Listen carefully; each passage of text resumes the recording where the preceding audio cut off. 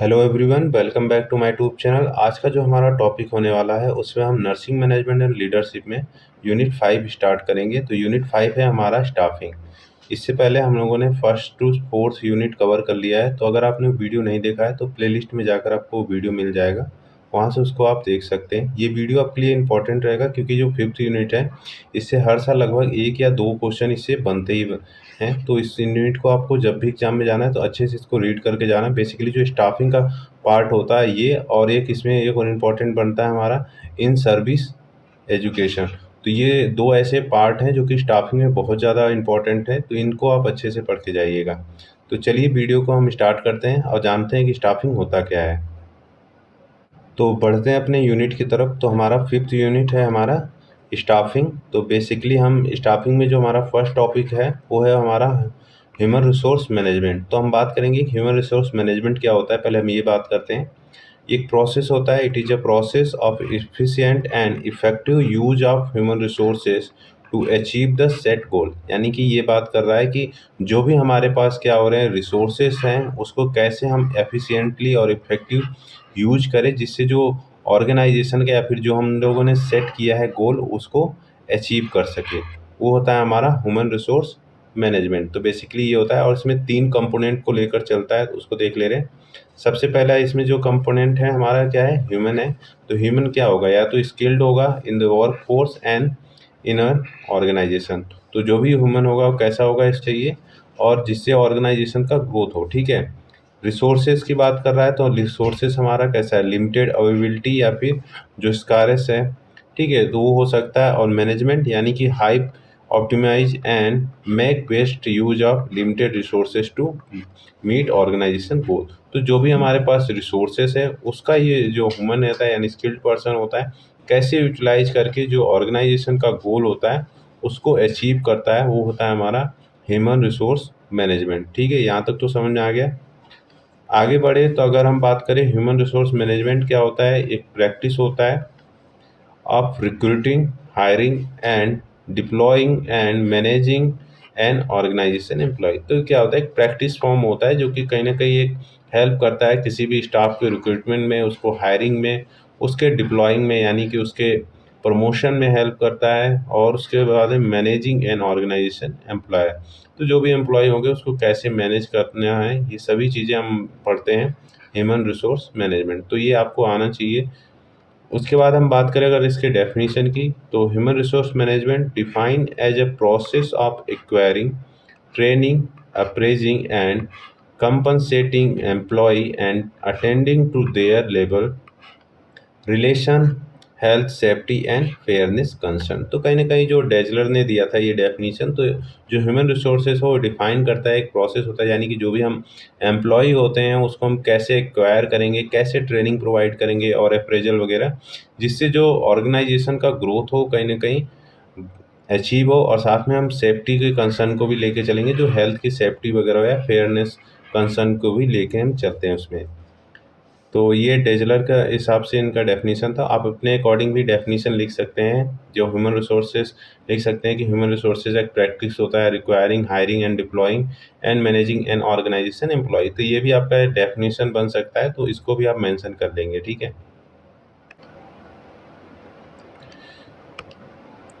तो इसके बाद हम बात करें अगर इसके ऑब्जेक्टिव की, तो बेसिकली इसका ऑब्जेक्टिव क्या होगा, क्योंकि एग्जाम में जनरली जो होता है ऑब्जेक्टिव भी पूछा जाता है कि पहले तो डिफाइन दे देगा, डिफाइन ह्यूमन रिसोर्स मैनेजमेंट, फिर पूछ लेगा इसके ऑब्जेक्टिव क्या है। तो आपको ऑब्जेक्टिव भी याद रखने रहेंगे। तो इसका जो ऑब्जेक्टिव होता है अचीव ऑर्गेनाइजेशन गोल। तो कहीं ना कहीं ये फॉर्म होता है ताकि जो ऑर्गेनाइजेशन का गोल हो वो क्या हो, अचीव हो। ठीक है। टीम इंटीग्रेशन, ठीक है। अब मान लीजिए एक सिंगल पर्सन तो ऑर्गेनाइजेशन में काम नहीं करेगा, तो कहीं ना कहीं टीम बेस्ड वो वर्क करेगा ताकि जो ऑर्गेनाइजेशन का प्रोडक्टिविटी हो कहीं ना कहीं बढ़ जाए। एम्प्लॉय मोटिवेशन, अब एम्प्लॉय जब भी वर्क करेगा तो उसको कहीं ना कहीं एक मोटिवेशन क्या करता है, उसके वर्क को इन्हेंस करने में हेल्पफुल रहता है। तो ये भी कहीं ना कहीं ज़रूरी होता है। To improve quality of work life, ठीक है। तो कहीं ना कहीं जो क्वालिटी है या फिर इन्वायरमेंट है जहाँ पे वो एम्प्लॉय काम कर रहा है उसको भी कहीं ना कहीं अगर इम्प्रूव किया जाए तो जो इन्वायरमेंट का जो ऑर्गेनाइजेशन का प्रोडक्टिविटी है वो कहीं ना कहीं इन्हेंस होगा। ट्रेनिंग एंड डेवलपमेंट, ठीक है। तो ट्रेनिंग और डेवलपमेंट प्रॉपर क्या होगा, कहीं ना कहीं उसके नॉलेज और स्किल को इन्हेंस करने में हेल्प करता है। रिटेंशन, ठीक है। तो अगर आपको अच्छे से क्या होगा, वहाँ पे प्रमोशन होगी, ट्रेनिंग उनकी प्रॉपर तरीके से होगी, तो जो एम्प्लॉय का रिटेंशन होगा कहीं ना कहीं वहाँ पे बना रहेगा, ठीक है। वर्क कल्चर वहाँ पे अच्छा होना चाहिए, जो भी वर्क परफॉर्मेंस या फिर इन्वायरमेंट हो रहा है, जो इन्वायरमेंट यानी कि जो एम्प्लॉय है उसके सेटिस्फेक्शन होना चाहिए वो जहाँ पे काम कर रहा है। To ensure adequate human resources, तो जो भी हमारे पास रिसोर्सेज है वो प्रॉपर तरीके से अवेलेबल हो, जिससे जो एम्प्लॉय है वो क्या कर रहा है, परफॉर्म करेगा एक बेस्ट वे में, ठीक है।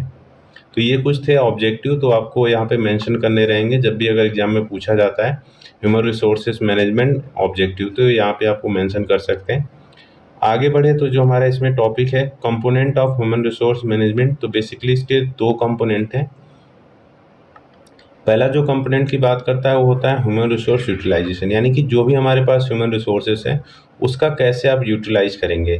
तो रिक्रूटमेंट करते हैं, सिलेक्शन करते हैं, प्लेसमेंट, कंपनसेशन और प्रेजल, तो ये कुछ आते हैं हमारे यूटिलाइजेशन में, ह्यूमन रिसोर्स यूटिलाइजेशन।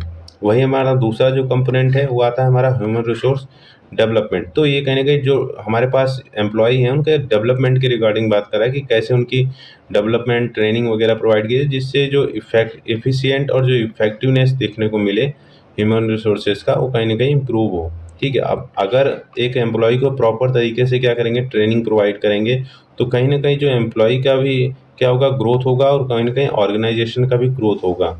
साथ में ये role and function of employ को भी कहीं ना कहीं इन्हेंस कराता है। उसके बाद बात करें इसमें, ठीक है, ये कंपोनेंट हो गया। अब दो बेसिकली कंपोनेंट तो उतना इम्पोर्टेंट नहीं है, इसके ऑब्जेक्टिव इंपॉर्टेंट होते हैं वो, क्योंकि वो पूछे जाते हैं। उसके बाद जो इसमें इम्पोर्टेंट बनता है कि आपसे अगर शॉर्ट क्वेश्चन एचआरएम पूछा जाता है तो उसमें आप इम्पोर्टेंट भी मेंशन कर सकते हैं। तो इम्पोर्टेंट क्या हो सकता है इसके, efficient use of human resources, ठीक है। तो ये कहीं ना कहीं इंश्योर करता है जो भी हमारे पास ह्यूमन रिसोर्सेज होता है उसका एफिशिएंट क्या हो, यूज हो, ठीक है। इम्प्रूव करता है प्रोडक्टिविटी, अगर एफिशिएंट यूज होगा किसी भी ह्यूमन रिसोर्सेज का तो कहीं ना कहीं जो प्रोडक्टिविटी होगी उस ऑर्गेनाइजेशन का वो इंक्रीज होगा, ठीक है। रिड्यूस करेगा लेबर टर्नओवर, ठीक है। तो कहीं ना कहीं जो एम्प्लॉय हैं हो गए तो उनका टर्नओवर, यानी कि जो एम्प्लॉय छोड़ कर जाते हैं क्योंकि वहाँ पे जो इन्वायरमेंट है वो अच्छा नहीं है, तो अगर वहाँ पे फेवरेबल इन्वायरमेंट उनको प्रोवाइड किया जाएगा तो कहीं ना कहीं जो उनका टर्नओवर होगा, यानी कि जो उनको छोड़ के जाने की होगी समस्या, वो कहीं ना कहीं रिजॉल्व हो जाएगी। नेक्स्ट है इसमें मेंटेन डिसिप्लिन, प्रॉपर तरीके से क्या है, डिसिप्लिन फॉर्म करने में भी हेल्प करता है। प्रमोट करता है टीम स्पिरिट को, तो टीम कोलैबोरेशन की बात कर रहा है, कहीं ना कहीं जो जो ह्यूमन रिसोर्स मैनेजमेंट होता है कहीं ना कहीं वो प्रमोट करता है टीम स्पिरिट को भी। हेल्प करता है अडॉप्ट टू चेंजेस, ठीक है। तो जो भी कोई चेंजेस वगैरह आते हैं तो उसको भी ये अडॉप्ट करने में भी हेल्प करता है। लीगल कंप्लायंस, जो भी कोई प्रॉपर तरीके से क्या करता है, अगर डॉक्यूमेंटेशन वगैरह होता है तो कहीं ना कहीं लीगल कंप्लायंस से भी ये हेल्प करता है। तो ये बेसिकली कुछ इंपॉर्टेंट थे जो आप मेंशन कर सकते हैं ह्यूमन रिसोर्स मैनेजमेंट में। आगे बढ़े तो इसमें scope of human resource management आपसे पूछा जा सकता है कि इसका स्कोप क्या है। तो बेसिकली ट्रेनिंग एंड डेवलपमेंट, ठीक है। तो ट्रेनिंग एंड डेवलपमेंट में हेल्प करता है। उसके बाद परफॉर्मेंस अप्रेजल में भी क्या होता है, इसका स्कोप देखने को मिलता है। एम्प्लॉय वेलफेयर हो गया, हेल्थ एंड सेफ्टी हो गया, रिकॉर्ड कीपिंग हो गया, ठीक है। एचआर प्लानिंग हो गया, जो ह्यूमन रिसोर्स प्लानिंग हो गया, ठीक है। रिक्रूटमेंट हो गया, सिलेक्शन हो गया, प्लेसमेंट एंड ओरिएंटेशन और कंपनसेशन मैनेजमेंट। तो ये बेसिकली कुछ स्कोप हैं जो आप एचआरएम में मेंशन कर सकते हैं। आगे बढ़े तो इसमें जो आगे हमारा टॉपिक दिया है वो दिया है फंक्शन ऑफ एचआरएम, कि एचआरएम का क्या फंक्शन होता है। तो बेसिकली 3 तरह से इसको कैटेगराइज किया गया है। पहला जो कैटेगराइज किया गया है वो मैनेजर्शियल फंक्शन है, ठीक है, जिसमें हमारा ह्यूमन रिसोर्स की प्लानिंग आती है, ऑर्गेनाइजिंग आती है, डायरेक्टिंग आती है और कंट्रोलिंग आती है। तो जो भी ह्यूमन रिसोर्सेज हो रहे हैं उसको कैसे प्लान करेंगे, ऑर्गेनाइज करेंगे, डायरेक्ट करेंगे और कंट्रोल करेंगे, तो ये हमारा एक मैनेजर्शियल जो होगा फंक्शन होगा, ठीक है। दूसरा जो आप लिख सकते हैं ऑपरेटिव फंक्शन, इसमें लिख सकते हैं। तो ऑपरेटिव फंक्शन में जैसे हमारा रिक्रूटमेंट हो गया, सिलेक्शन हो गया, job analysis and job design हो गया, ठीक है। उसके बाद परफॉर्मेंस अप्रेजल हो गया, ट्रेनिंग एंड डेवलपमेंट हो गया, एडमिनिस्ट्रेशन और बेसिस जो भी इंसेंटिव वगैरह हो गए, ठीक है। यहाँ पे आप इंसेंटिव भी लिख सकते हैं एंड सैलरी वगैरह हो गया, ठीक है। एम्प्लॉय वेलफेयर के रिगार्डिंग बात हो गई, मेंटेनेंस के रिगार्डिंग बात हो गई, लेबर रिलेशनशिप जो हो गया और पर्सनल, ठीक है, रिसर्च हो गया और पर्सनल रिकॉर्ड हो गया। तो ये बेसिकली कुछ ऑपरेशनल फंक्शन थे जो कि ह्यूमन रिसोर्स मैनेजमेंट द्वारा परफॉर्म किए जाते हैं। उसके बाद एडवाइजरी फंक्शन भी ये परफॉर्म करता है, तो एडवाइस करता है जो टॉप मैनेजर या फिर टॉप मैनेजमेंट होते हैं, ठीक है, और एडवाइस टू डिपार्टमेंटल हेड। तो कहीं ना कहीं ये एडवाइजमेंट में भी क्या करता है, हेल्प करता है। तो ये बेसिकली 3 फंक्शन आप मेंशन कर सकते हैं। अगला जो टॉपिक है हमारा इसमें जो काफ़ी इंपॉर्टेंट है वो है हमारा स्टाफिंग, क्योंकि इससे क्वेश्चन बनते हैं कि डिफाइन द स्टाफिंग। ठीक है, आपसे ये पूछा जा सकता है डिफाइन स्टाफिंग। इसके ऑब्जेक्टिव पूछे जा सकते हैं या फिर इसके प्रिंसिपल पूछे जा सकते हैं और प्रोसेस पूछे जा सकते हैं। तो ये तीन चार जो कंपोनेंट हैं आप अच्छे से याद करना है। इसके जो डिफिनीशन है, ठीक है, उसके बाद इसका ऑब्जेक्टिव, प्रिंसिपल और इसके प्रोसेस। तो ये आप अच्छे से पढ़ के जाएंगे कि मेन जो एग्जाम में पूछे जाते हैं यही पर पूछे जाते हैं आपसे। तो हम जानते हैं कि स्टाफिंग क्या होता है। पहले, it is a essential management function that involve acquiring, deploying and retaining the right number of people with the right skill in the organisation. तो कहीं ना कहीं ये क्या करता है कि एसेंशियल फंक्शन परफॉर्म करता है किसी भी मैनेजमेंट में या ऑर्गेनाइजेशन में, जिससे जो एक्वायर किया जाता है, डिप्लॉइंग यानी कि यहाँ पे प्रमोशन की बात कर रहा है, and retaining the right number of people with the right skill in the organisation. तो वहाँ पे क्या हो, वो राइट मेंबर हो, क्वालिफाइड हो, जो भी उस ऑर्गेनाइजेशन की नीड के अकॉर्डिंग क्या हो, फुलफिल हो।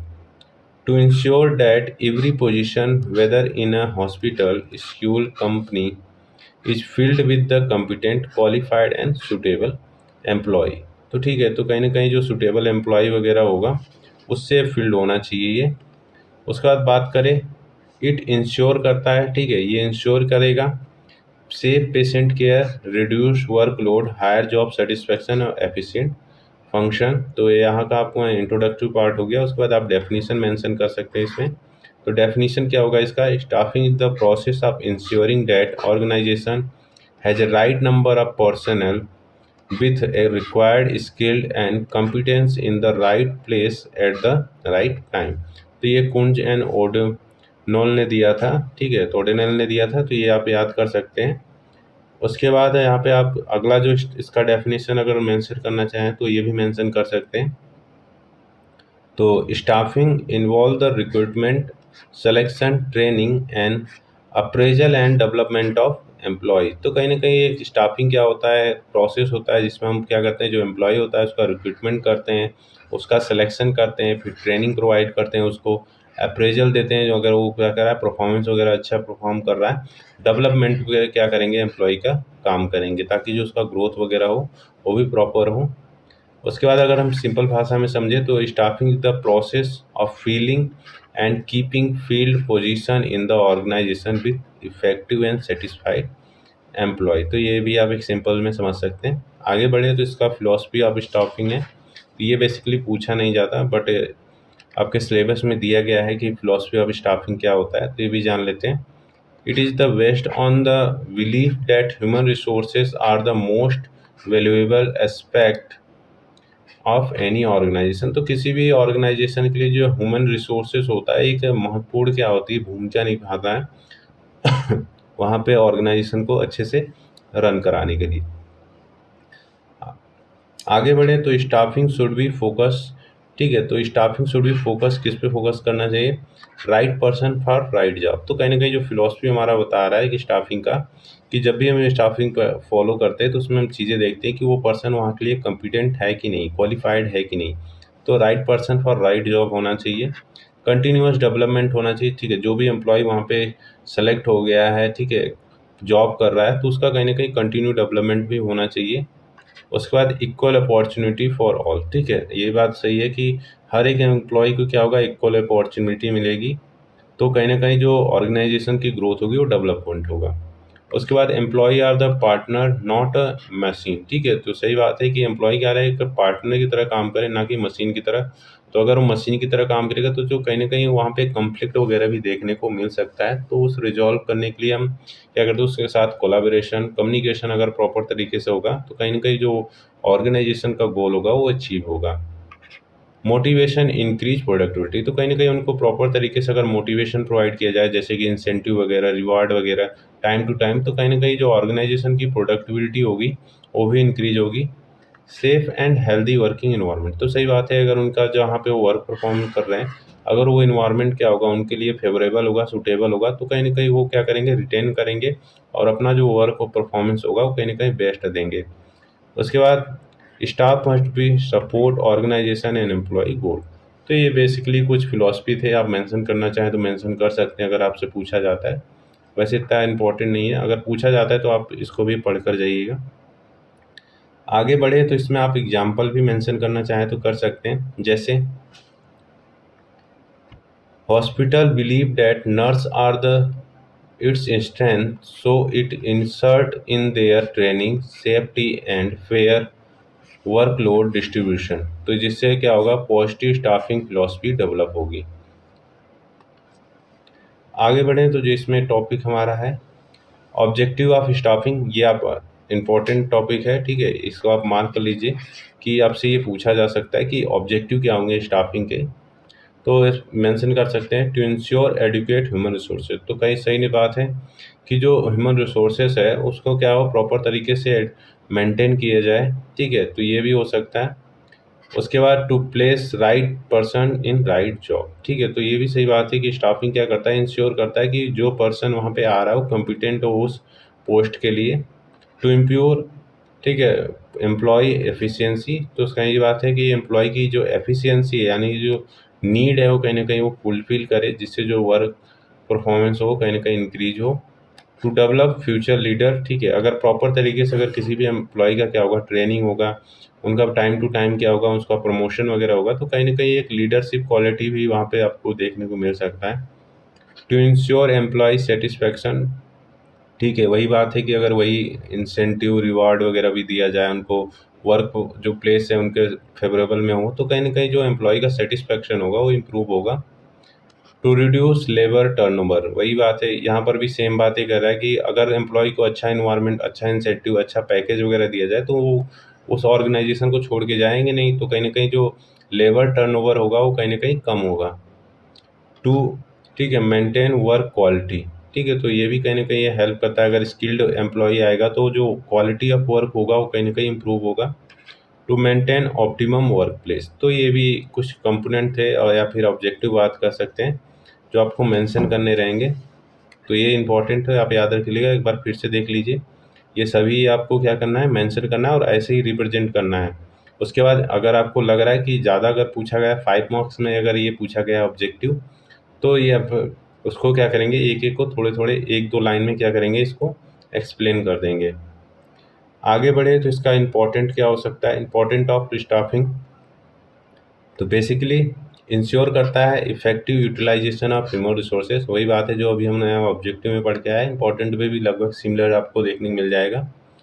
Help in maintaining quality standard, ठीक है, कहीं ना कहीं जो क्वालिटी स्टैंडर्ड है ऑर्गेनाइजेशन का उसको मेंटेन करने में हेल्प करता है।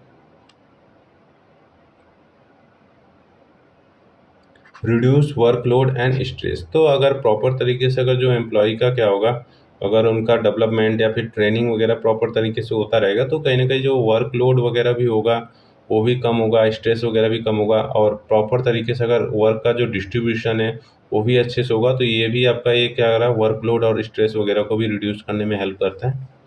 इम्प्योर, इम्प्रूव करना, ठीक है, प्रोडक्टिविटी, तो कहीं ना कहीं जो इसका इम्पोर्टेंट है, इम्प्रूव करेगा अगर प्रोडक्टिविटी, अगर वहाँ पे जो एम्प्लॉय होगा अगर कम्पिटेंट होगा, वहाँ पे क्वालिफाइड होगा, तो कहीं ना कहीं प्रोडक्टिविटी जो होगी ऑर्गेनाइजेशन की वो कहीं ना कहीं इम्प्रूव होगी। प्रमोट एम्प्लॉय सेटिस्फैक्शन और रिटेंशन, ठीक है, उसके बाद रिड्यूस कॉस्ट, क्योंकि अगर एम्प्लॉय क्या होगा, रिटेन करेगा, ठीक है, तो जिससे सेव होगा मनी और टर्नओवर भी क्या होगा, कम होगा। उसके बाद हेल्प करेगा एडॉप्टिंग टू चेंजेस, ठीक है, तो कहीं ना कहीं ये सारे इंपॉर्टेंट्स है जो कि आपको स्टाफिंग में मेंशन करने होंगे। अगर सिर्फ स्टाफिंग आपको क्या पूछा जा रहा है 5 मार्क्स में, तो आप वहाँ पे मेंशन कर सकते हैं। तो सबसे पहले आप इंट्रोडक्शन लिखेंगे इसमें, फिर उसका डेफिनेशन लिखेंगे, फिर उसका ऑब्जेक्टिव क्या है, ऑब्जेक्टिव मेंशन करेंगे, फिर उसके बाद आप इंपॉर्टेंट लिखना चाहें तो इंपॉर्टेंट लिख देंगे, 2-3 पॉइंट इसमें लिखेंगे क्योंकि 5 मार्क्स में पूछा जा रहा है। फिर लास्ट में आप लिखेंगे एडवांटेज, ठीक है, उसके बाद लिमिटेशन या डिसएडवांटेज क्या होता है। तो ये कुछ पॉइंट्स हैं, आपको अगर 5 मार्क्स में स्टाफिंग पूछा जा रहा है तो आपको ऐसे लिखना रहेगा। आगे बढ़े जो इसमें सिलेबस में दिया है स्कोप ऑफ स्टाफिंग, तो स्कोप क्या हो सकता है स्टाफिंग के, परफॉर्मेंस अप्रेजल, ठीक है, वही सारी चीज़ें बातें करें जो हम अभी ऑब्जेक्टिव में पढ़ते आ रहे हैं, इंपॉर्टेंट में पढ़ते आ रहे हैं, सब कुछ लगभग आपको सिमिलर ही लगेगा। इसमें भी परफॉर्मेंस अप्रेजल वगैरह हो गया, ठीक है। मैन पावर जो होगी, प्लानिंग, ठीक है, जो हमारे पास रिसोर्सेज वगैरह हैं या फिर स्टाफ वगैरह हैं, उनको आप कैसे प्लान करेंगे एक ऑर्गेनाइजेशन में, ठीक है। रिक्रूटमेंट कैसे करेंगे, उनका सिलेक्शन कैसे होगा, उनका प्लेसमेंट और जो इंडक्शन यानी कि जो इंट्रोडक्शन होगा, ओरिएंटेशन वगैरह उस वर्क परफॉर्मेंस या फिर वर्क एरिया में, तो ये भी रहता है।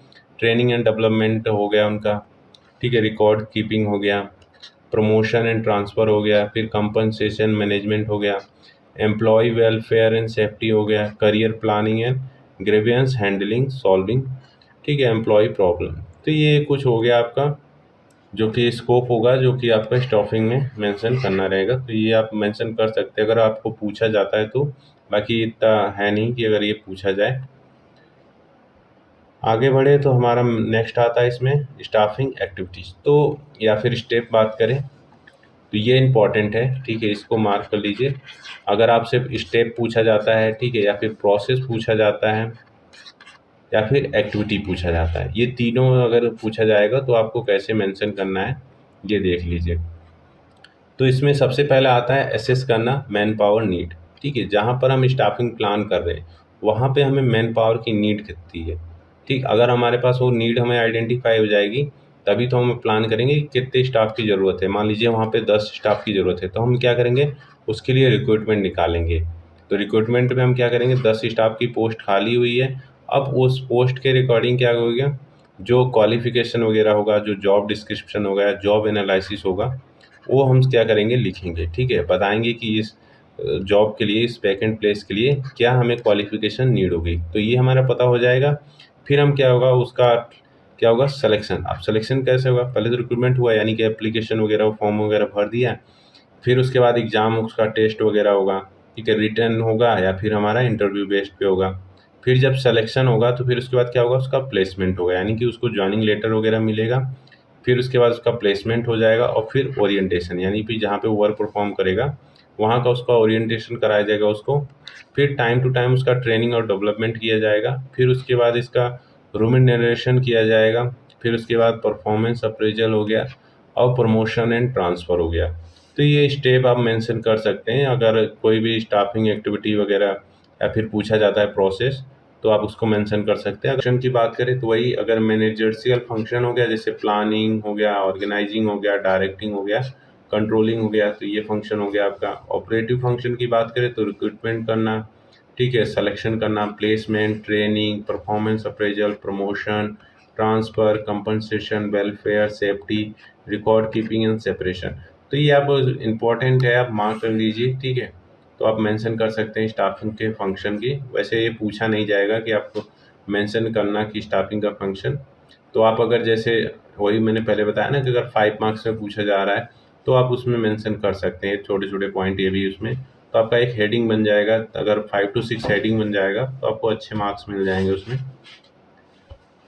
आगे बढ़े, जो इसमें टॉपिक दिया है हमारा, अब एक एक को क्या है एक्सप्लेन किया हुआ है, ठीक है। तो हमारा नेक्स्ट टॉपिक है रिक्रूटमेंट। तो रिक्रूटमेंट क्या होता है, it is a refer to the purpose of the searching for the identify and attractive potential candidate who are suitable for a particular job.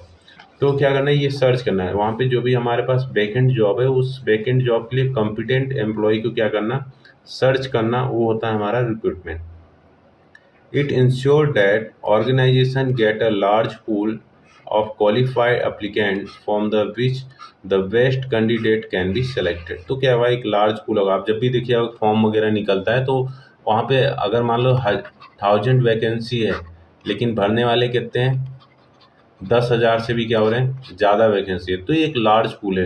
तो जो भी उसमें से क्या होगा, एम्प्लॉय कॉम्पिटेंट होगा, ठीक है, क्वालिफाइड होगा, स्किल्ड होगा, वही क्या होगा, उसका सिलेक्शन होगा। तो ये रिक्रूटमेंट प्रोसेस होता है।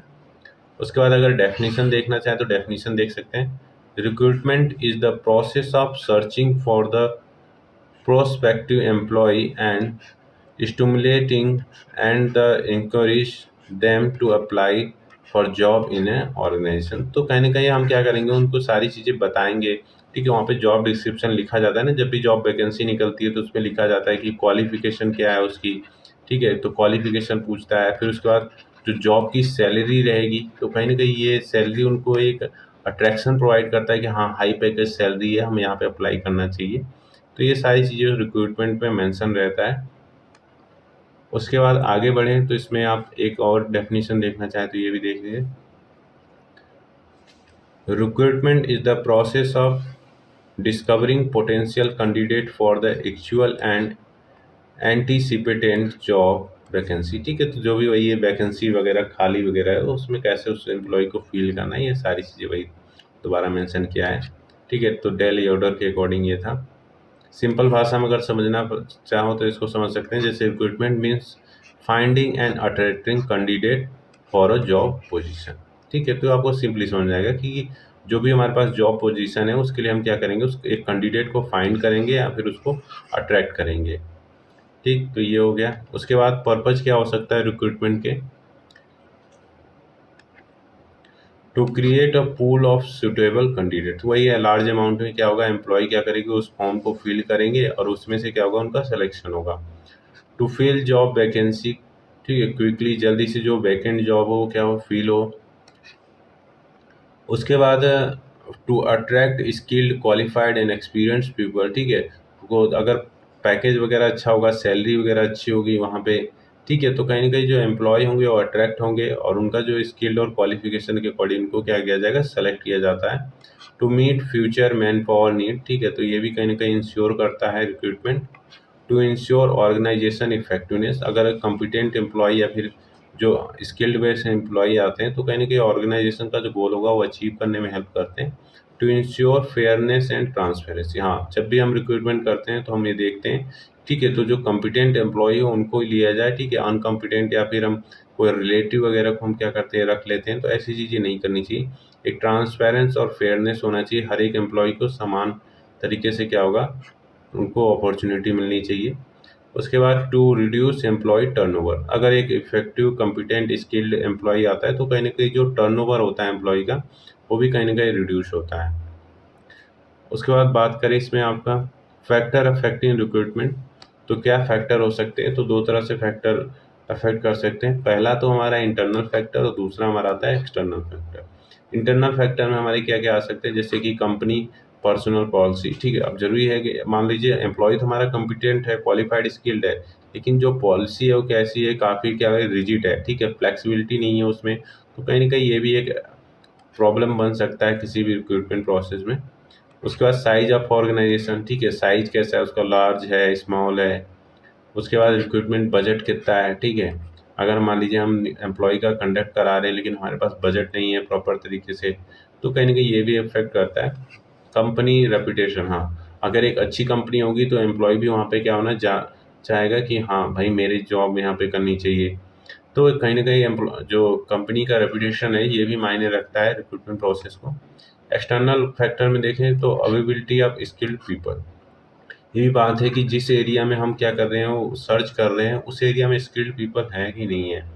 गवर्नमेंट पॉलिसी वगैरह है, अच्छी है कि नहीं है गवर्नमेंट पॉलिसी वहाँ की, ठीक है। एजुकेशनल इंस्टीट्यूशन प्रॉपर तरीके से है कि नहीं, जिस एरिया में हम क्या कर रहे हैं रिक्रूटमेंट कर रहे हैं। कंपटीशन कितना है मार्केट में, तो ये भी कहीं ना कहीं ये सारी चीज़ें फैक्टर होती है जो कि अफेक्ट करती है रिक्रूटमेंट प्रोसेस को, ठीक है। उसके बाद हम बात करें सोर्स ऑफ उसके बाद हम बात करें सोर्स ऑफ रिक्रूटमेंट की कि क्या क्या सोर्स हो सकते हैं। तो बेसिकली दो तरह से सोर्स इसमें भी आपको देखने को मिलेंगे, वही इंटरनल सोर्स होगा और एक्सटर्नल सोर्स होगा। इंटरनल सोर्स में यानी कि it include person and working in the organisation hospital, तो जो भी पर्सनल वगैरह होता है, स्टाफ एम्प्लॉय होता है, ऑलरेडी उस ऑर्गेनाइजेशन में या हॉस्पिटल में क्या करता है वर्क करते रहता है, यानी कि इसमें प्रमोशन के रिकॉर्डिंग बात किया जा रहा है, ठीक है। तो ऑर्गेनाइजेशन जब भी कोई प्रमोशन हुआ यानी कि हायर पोस्ट खाली हुआ तो जो वहाँ के एम्प्लॉय होंगे उनको पहले अपॉर्चुनिटी दी जाएगी कि उस हायर पोस्ट को फिल करने के लिए, ठीक है। तो जैसे कि स्टाफ का प्रमोशन, ट्रांसफ़र और इंटरनल जॉब पोस्टिंग वगैरह हो गए। एम्प्लॉय रेफरल, ठीक है, और फॉर्मल एम्प्लॉय जो कि क्या करेंगे left company for the certain reason but want to come again. तो ये सारे एम्प्लॉय वगैरह वहाँ पे एलिजिबल होते हैं उस जॉब के लिए। उसके बाद बात करें इसके एडवांटेज और डिसएडवांटेज की, तो बेसिकली जो इसका एडवांटेज क्या देखने को मिल सकता है, लो कॉस्ट होगा। सही बात है कि जो भी हमारा खर्चा होगा पंपिंग कैंपेजिंग वगैरह या फिर जो हम पब्लिकेशन वगैरह करते हैं, तो कहीं ना कहीं वो सारी चीज खर्चे क्या होगा, बच जाएगा। उसके बाद फास्टर होगा। सही बात है, क्योंकि वो टाइम कंज्यूम होगा हर चीज़, उसमें प्रोसेस इंटरव्यू वगैरह इसमें भी होता है, बस उसमें क्या होता है, उसमें ज़्यादा प्रोसेस टाइम लगता है करने में, ये कम टाइम में हो जाता है। मोटिवेट एम्प्लॉय, हाँ, अगर वो क्या करता है, अगर कोई जो लोअर लेवल का एम्प्लॉय अगर उसको क्या रहा प्रमोशन मिल रहा है, तो जो साथ वाले जो लोअर लेवल के एम्प्लॉय होंगे वो भी कहीं ना कहीं उन मोटिवेट होंगे और अच्छे से वर्क परफॉर्म करेंगे कि उनको भी क्या हो, प्रमोशन मिले। उसके बाद non performing of the candidate, हाँ, ये भी रहता है कि जो भी हम कैंडिडेट को चूज करते हैं, हम उसके परफॉर्मेंस से ओरिएंटेड रहते हैं, हाँ, कि ये परफॉर्मेंस अच्छा कर रहा है। डिसएडवांटेज क्या हो सकता है, लिमिटेड टैलेंट पूल, हाँ, कि जो वहाँ का अगर जो न्यू कैंडिडेट है या फिर स्किल्ड जो कैंडिडेट है उनको अपॉर्चुनिटी नहीं मिल पाती। लीड टू फेवरेटिज्म हो सकता है सम टाइम, ठीक है, कि हाँ अरे नहीं, इनको ये इनके फेवरेट थे इसलिए इनको क्या किया गया, प्रमोट किया गया। तो कहीं ना कहीं ये सारी चीज़ें कॉन्फ्लिक्ट देखने को मिल सकता है, तो ये डिसएडवांटेज हम मेंशन कर सकते हैं वहाँ पे। बात करें अब एक्सटर्नल सोर्स की, तो एक्सटर्नल सोर्स में हमारे क्या होते हैं, recruiting from the outside the organisation. Internal में क्या हो रहा था, इनसाइड द ऑर्गेनाइजेशन कर रहे थे, और एक्सटर्नल में आउटसाइड द ऑर्गेनाइजेशन। इसमें जैसे एडवर्टाइजमेंट करते हैं, ठीक है, ऑनलाइन जॉब पोर्टल पे डालते हैं, कैंपस रिक्रूटमेंट होता है, सोशल मीडिया वगैरह हो गया, एम्प्लॉयमेंट एक्सचेंजर है, तो कि अगर मान लीजिए एक हॉस्पिटल ये है, दूसरा हॉस्पिटल ये है, तो यहाँ का एम्प्लॉय क्या होगा, यहाँ पे आ जाएगा और यहाँ का यहाँ पर आ जाएगा। तो कहीं ना कहीं ये भी होता है, एक्सचेंज होता है एम्प्लॉय का। प्राइवेट रिक्रूटमेंट एजेंसी होती है, ठीक है, वॉक इन द इंटरव्यू, तो कई आप देखोगे कि आपके पास कॉल आती है कि हमारे यहाँ आपको अच्छा सा प्लेसमेंट देंगे, ये करवाएंगे वो करवाएंगे। तो कहीं ना कहीं वो प्राइवेट रिक्रूटमेंट एजेंसी भी उसमें हेल्प करती है उस जॉब को, वैकेंट जॉब को फिल कराने में। उसके बाद आगे बढ़ें तो इसमें हमारा आता है एडवांटेज और डिसएडवांटेज क्या हो सकते हैं इसके। Advantage, large number of applicant, कई सही बात है कि वहाँ पे लार्ज नंबर, वो जो पूल की बात करे जा रहे थे, लार्ज पूल देखने को मिलेगा जो कॉम्पिटेंट वगैरह रहेंगे। New talent and new idea वगैरह भी वहाँ पे देखने को मिल सकता है, और बेटर क्वालिटी कैंडिडेट मिलते हैं। और उसके बाद डिसएडवांटेज, एक्सपेंसिव हो सकता है, टाइम कंज्यूमिंग हो सकता है।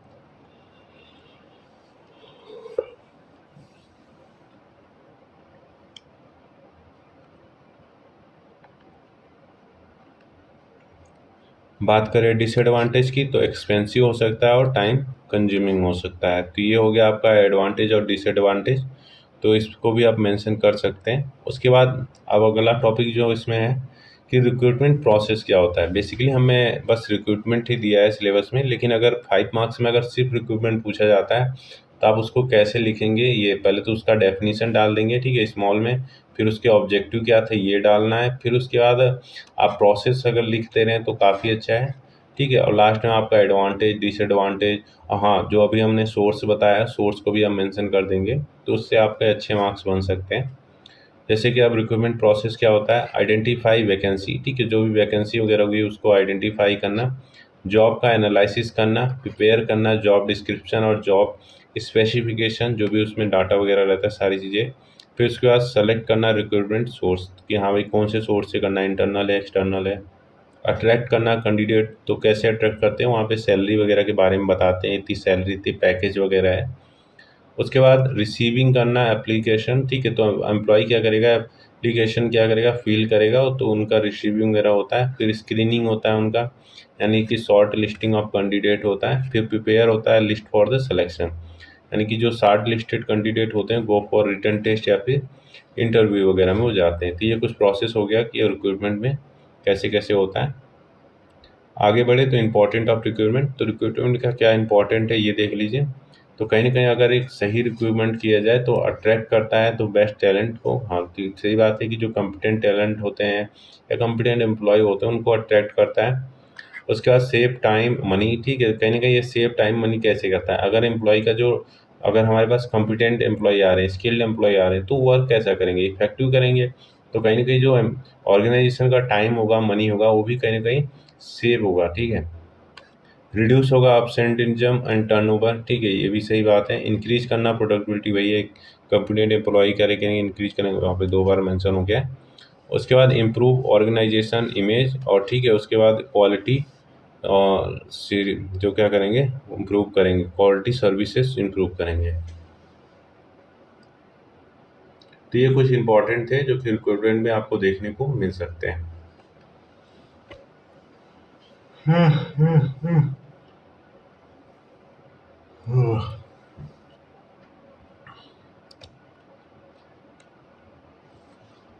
तो टाइम हो गया।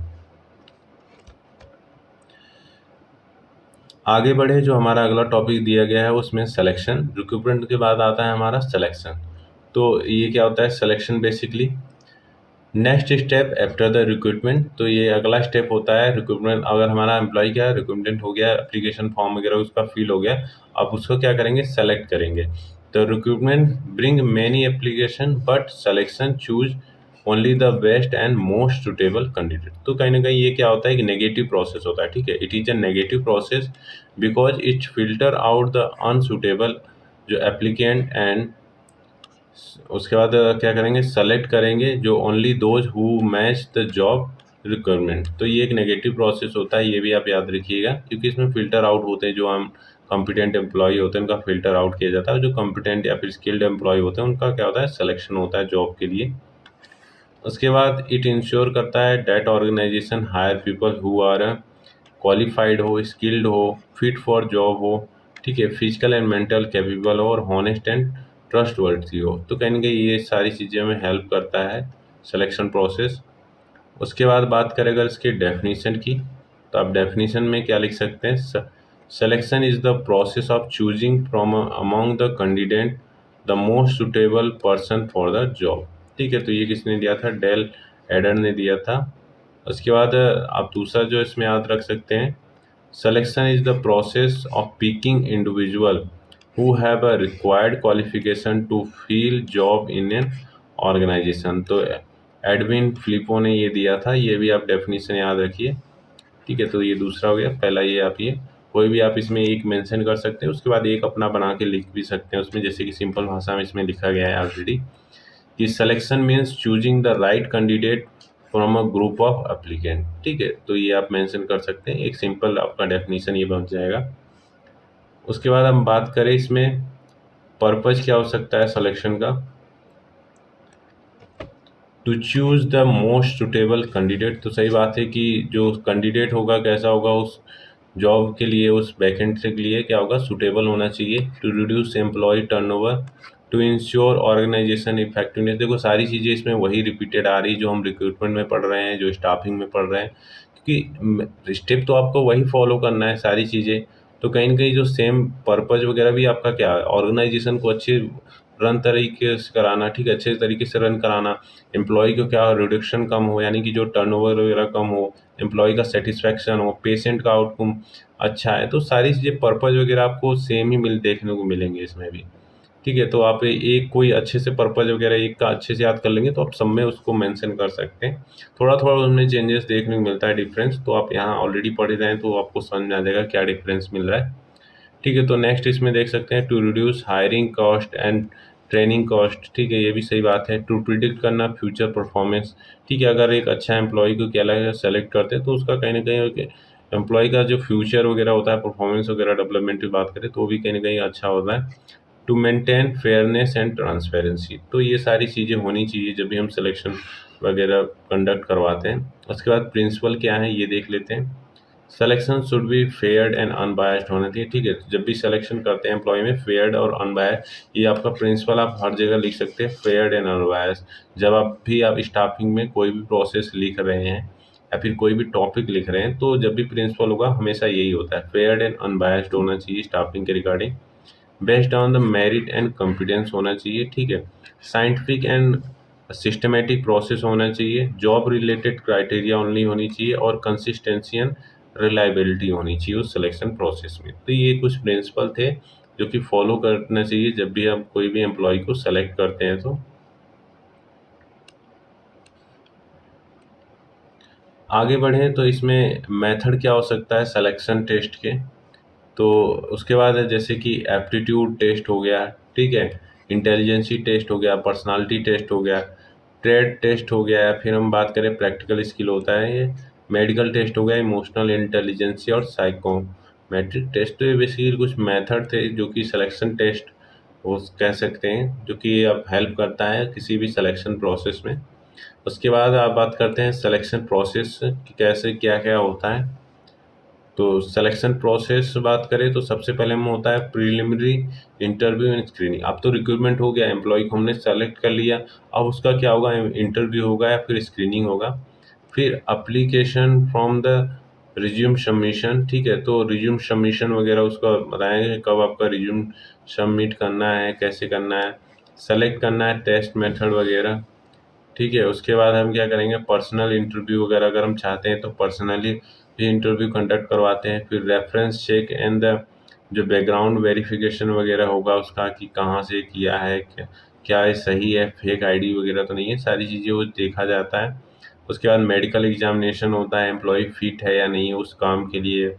उसके बाद फाइनल सिलेक्शन अप्रूवल होता है, फिर जॉब ऑफर या अपॉइंटमेंट लेटर उसको मिलता है, और फिर लास्ट में क्या होता है, प्लेसमेंट एंड ओरिएंटेशन होता है। तो ये सिलेक्शन प्रोसेस होता है। बेसिकली इतना आपको पूछा नहीं जाता कि आप बताओ सिलेक्शन का प्रोसेस क्या होता है। ये शॉर्ट क्वेश्चन में आपको दे दिया जाएगा, 2 नंबर में पूछ लिया जाता है व्हाट इज सिलेक्शन, या फिर सिलेक्शन ही बेसिकली अगर दे दिया जाएगा। उसके बाद आगे बढ़े तो इसमें आगे हमारा आता है फैक्टर अफेक्टिंग सिलेक्शन। तो कौन से फैक्टर अफेक्टिंग हो सकते हैं, तो इंटरनल एक्सटर्नल दोनों फैक्टर होते हैं। इंटरनल फैक्टर की बात करें तो जैसे कंपनी की पॉलिसी हो गई, ठीक है, ह्यूमन रिसोर्स टीम स्किल वगैरह हो गया, ह्यूमन रिसोर्स बजट कितना है, टाइम अवेलेबल। तो ये कुछ हो गए इंटरनल फैक्टर जो कहीं ना कहीं सिलेक्शन प्रोसेस को अफेक्ट करता है। एक्सटर्नल फैक्टर में जैसे लेवल मार्केट कंपटीशन या फिर कंडीशन कितना है वहाँ पे, ठीक है, गवर्नमेंट रूल, कंपटीशन कितना है, availability of the talent person या फिर स्किल्ड पर्सन कितने हैं। तो ये सारी चीज़ें कहीं ना कहीं फैक्ट करती है सिलेक्शन प्रोसेस को, ठीक है। उसके बाद नेक्स्ट जो हमारा टॉपिक दिया गया है सिलेबस में वो है प्लेसमेंट या फिर डिप्लॉयमेंट। तो बेसिकली प्लेसमेंट क्या होता है, placement is the process of the assigning the job right person to the right job after they are selected, ठीक है। तो कहीं ना कहीं असाइन किया जाता है कि जो राइट पर्सन है राइट जॉब के लिए क्या हो, सेलेक्ट जो हुआ हो उसको असाइन किया जाता है। It ensured that a newly hired employee joined the correctly department, get proper responsibility and start working officially, ठीक है। तो ये हो गया आपका इंट्रोडक्टिव पार्ट हो गया। डेफिनेशन देख लें तो placement is the determination of the job to which an accepted candidate is to be assigned and his assignment to this job. तो कहीं ना कहीं ये आप मेंशन कर सकते हैं कि प्लेसमेंट क्या होता है, डिटर्मिनेशन होता है जॉब, मतलब कि जब एम्प्लॉय को सेलेक्ट कर लिया जाए, ठीक है, ज्वाइनिंग लेटर फिर उसका भेजा जाता है कि आप ज्वाइनिंग लेटर आपको आपको कब ज्वाइन करना है, फिर यानी कि उसका प्लेसमेंट हो गया। तो जब प्लेसमेंट हो गया, एम्प्लॉय आया, ठीक है, उस ऑर्गेनाइजेशन में एम्प्लॉय क्या आ गया, आप क्या करेंगे, उसको उसको बताएंगे कि आपका ये क्या है, ठीक है, स्टाफ रूम है, ठीक है, यहाँ पे आपको रहना है, ठीक है, ये क्लास रूम है, यहाँ पे आपको क्या करना है, क्लास लेनी है, सारी चीज़ें उसको ओरिएंट कराना रहता है कि आपकी रिस्पॉन्सिबिलिटी है, रोल है, ये सारी चीज़ें उस एम्प्लॉय को बताया जाता है। उसके बाद सिंपल में अगर समझे तो placement is the actual posting of an employee to a specific job. हाँ, ये भी देखना है था कि जो एम्प्लॉय को सेलेक्ट किया है वही एम्प्लॉय है, कोई अनादर एम्प्लॉय तो नहीं आ गया फर्जी वगैरह, तो उसको भी कहीं ना कहीं इंश्योर करता है। उसके बाद ऑब्जेक्टिव क्या हो सकते हैं, right job right person match, ठीक है, वही बात करें कि अभी एरर वगैरह, ठीक है, इंश्योर करना कि जो सेलेक्ट हुआ है वही कैंडिडेट क्या हो उस पोस्ट के लिए आए, ठीक है। Smooth entry into the organisation, इसका मतलब बात है कि उसकी एंट्री वगैरह प्रॉपर तरीके से ओरिएंटेशन वगैरह कराया जाए उसको। रिड्यूस एम्प्लॉय टर्न वगैरह हो, अगर सेलेक्टेड पर्सन कॉम्पिटेंट होगा, स्किल्ड होगा, तो कहीं ना कहीं जो उसका टर्न वगैरह वगैरह होगा वो भी कम होगा। और साथ में ये भी रहेगा कि जो उस एम्प्लॉय का सेटिस्फेक्शन अगर फुलफिल हो रहा है तो भी ये रिड्यूस करता है टर्नओवर को। इंक्रीज प्रोडक्टिविटी, ठीक है, कहीं ना कहीं इंक्रीज करता है प्रोडक्टिविटी उस ऑर्गेनाइजेशन का। बेटर जॉब सेटिस्फैक्शन, ठीक है, क्लियर अंडरस्टैंडिंग एंड रिस्पॉन्सिबिलिटी। तो ये बेसिकली कुछ ऑब्जेक्टिव थे जो ऑर्गेनाइजेशन के प्लेसमेंट में हेल्प करता है, ठीक है। उसके बाद हम बात करें प्रोसेस या स्टेप ऑफ प्लेसमेंट। तो क्या स्टेप हो सकता है प्लेसमेंट का, देखिए इसमें भी वही है, इंश्योरिंग अपॉइंटमेंट लेटर। ठीक है, जो भी अपॉइंटमेंट लेटर सिलेक्शन के बाद जब उसको अपॉइंटमेंट लेटर दिया जाता है कि हाँ उसको इंश्योर करना कि वो राइट कैंडिडेट है या नहीं। फिर उसके बाद हम क्या करना, reporting to HR department.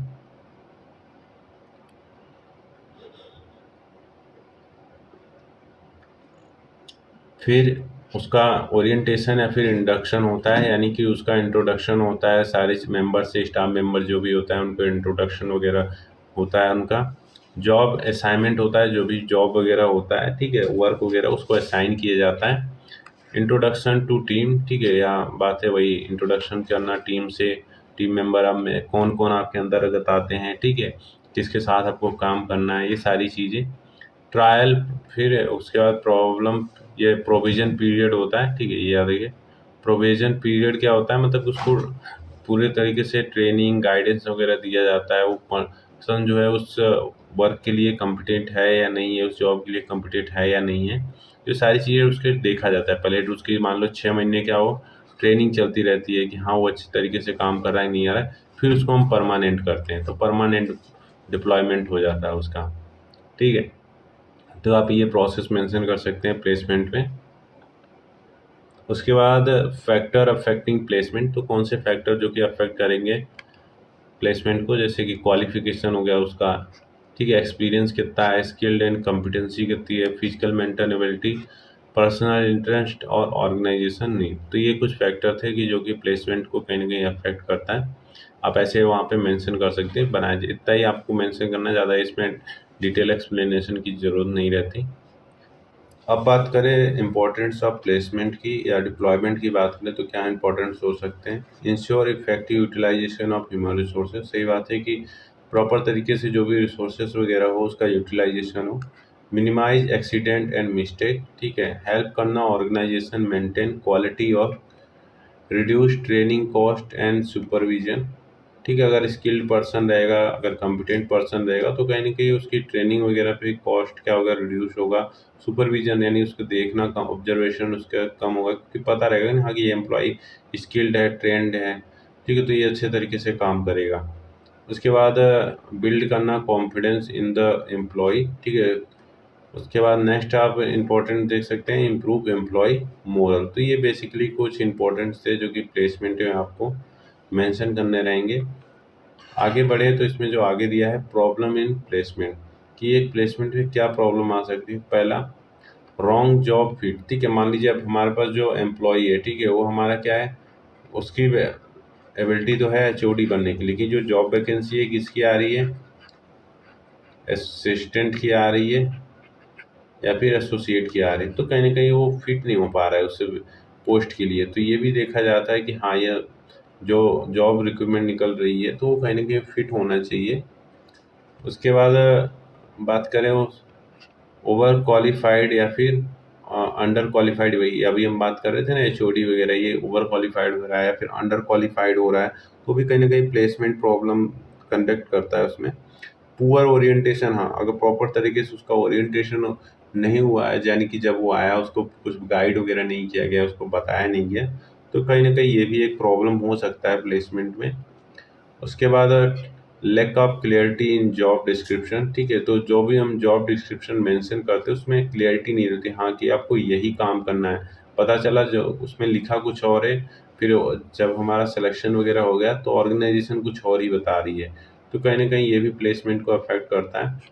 Personal preference not consider, ठीक है, तो जब भी पर्सनल प्रेफरेंस वगैरह होता है तो कंसीडर नहीं करना चाहिए, तो ये भी एक प्लेसमेंट प्रॉब्लम हो सकता है। अब बात करें वे टू इम्प्रूव प्लेसमेंट, तो कौन से वे हैं जिससे प्लेसमेंट को क्या करेंगे, इम्प्रूव कर सकते हैं, इफेक्टिव बना सकते हैं। तो जैसे प्रॉपर जॉब एनालिसिस करके, ठीक है, क्लियर जॉब डिस्क्रिप्शन वगैरह रहना चाहिए जिससे उनको क्लियर हो कि हाँ ये चीज़ें हैं, यहाँ पे ये काम करना है, ये सारी चीज़ें होनी चाहिए।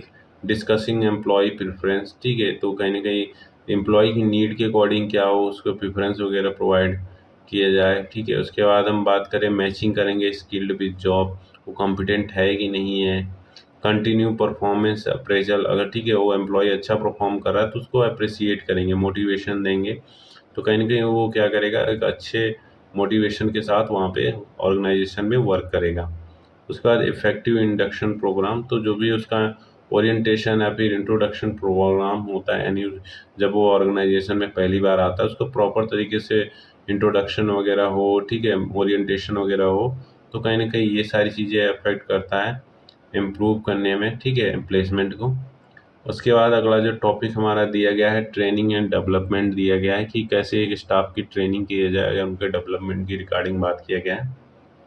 तो ये क्या होता है, it is the important human resource function that help करता है employee learn new skill, improve existing skill and grow professionally. तो ये आपका इम्पॉर्टेंट होता है कि एक जो एम्प्लॉय होता है उसको कैसे वो लर्न करेगा कोई नई स्किल को, ठीक है, इम्प्रूव कैसे करेगा जो भी एग्जिस्टिंग यानी कि उसके पास स्किल वगैरह है, या फिर ग्रो प्रोफेशनली। तो उनका प्रॉपर तरीके से अगर ट्रेनिंग वगैरह होगी तो कहीं ना कहीं ये सारी चीज़ें देखने को उनको मिल जाएगी।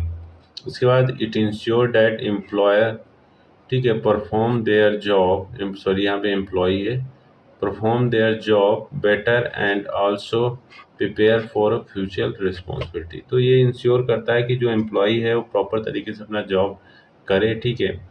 उसके बाद ट्रेनिंग का मतलब क्या होता है, skill improvement for a present job, और डेवलपमेंट का होता है growth for a future job. तो ये कुछ मीनिंग होता है वहाँ पे मेंशन कर सकते हैं। उसके बाद ऑब्जेक्टिव क्या हो सकते हैं ट्रेनिंग एंड जो डेवलपमेंट होता है, इम्प्रूव एम्प्लॉय परफॉर्मेंस, ठीक है, तो कहीं ना कहीं एम्प्लॉय परफॉर्मेंस में इम्प्रूव करने में हेल्प करता है, इंक्रीज प्रोडक्टिविटी, ठीक है, डेवलप फ्यूचर लीडर, रिड्यूस करना मिस्टेक एंड एक्सीडेंट वगैरह हो गया, ensure job satisfaction, adopt to new technology वगैरह हो गया, इम्प्रूव ऑर्गेनाइजेशन ग्रोथ। तो ये कुछ बेसिक ऑब्जेक्टिव हो सकते हैं या फिर पर्पज बोल सकते हैं। आप दोनों में भी लगभग सिमिलर आपको देखने को मिल जाएगा, तो वहाँ पे आप मेंशन कर सकते हैं। उसके बाद आगे बढ़े तो इसमें हमारा आगे क्या आता है, टाइप्स ऑफ ट्रेनिंग, तो कितने टाइप से ट्रेनिंग दिया जाता है जिससे किसी भी स्टाफ को, जैसे कि मान लीजिए ऑन द जॉब ट्रेनिंग, ठीक है, तो on the job training, training given at the work place while doing real work, जैसे कि जॉब का रोटेशन वगैरह करके, ठीक है, कोचिंग वगैरह करके, इंटर्नशिप वगैरह हो गया, मेंटरिंग वगैरह हो गया। तो ये सारी चीज़ें होती है। इस एग्जांपल समझे, new nurse learn ECG monitoring in ICU during duty. तो ये हो गया आपका हमारा इन द जॉब ट्रेनिंग, ठीक है, तो जॉब ट्रेनिंग हो गया। ऑफ द जॉब ट्रेनिंग मतलब कि वर्कशॉप कंडक्ट हुआ, ठीक है, सेमिनार हो गया, कॉन्फ्रेंस हो गया, या फिर सिमुलेशन लैब वगैरह हो गया। यानी कि training away from the work place अगर हो रहा है तो होता है हमारा of the job training. A nurse attending a workshop and down sorry advance CPR technique, ठीक है, तो ये हो गया कि मतलब कि एक नर्स क्या करेगी, अटेंड करेगी वर्कशॉप की, जो भी एडवांस टेक्नोलॉजी आई है सीपीआर को, ठीक है, तो कहीं ना कहीं वो परफॉर्म करने के लिए वो हेल्पफुल रहता है। तो आप वहाँ पे एग्जांपल मेंशन कर सकते हैं। आगे बढ़ें तो जो आगे आता है इसमें हमारा इंडक्शन या फिर ओरिएंटेशन ट्रेनिंग होती है। तो ये बेसिकली क्या होता है, जो जब न्यू एम्प्लॉय आते हैं, for a new employee introduction to rules policy culture department layout, ये सारी चीज़ें हमारा इंडक्शन या ओरिएंटेशन ट्रेनिंग में होता है। टेक्निकल ट्रेनिंग या फिर जो भी स्पेसिफिक इक्विपमेंट या फिर, ठीक है,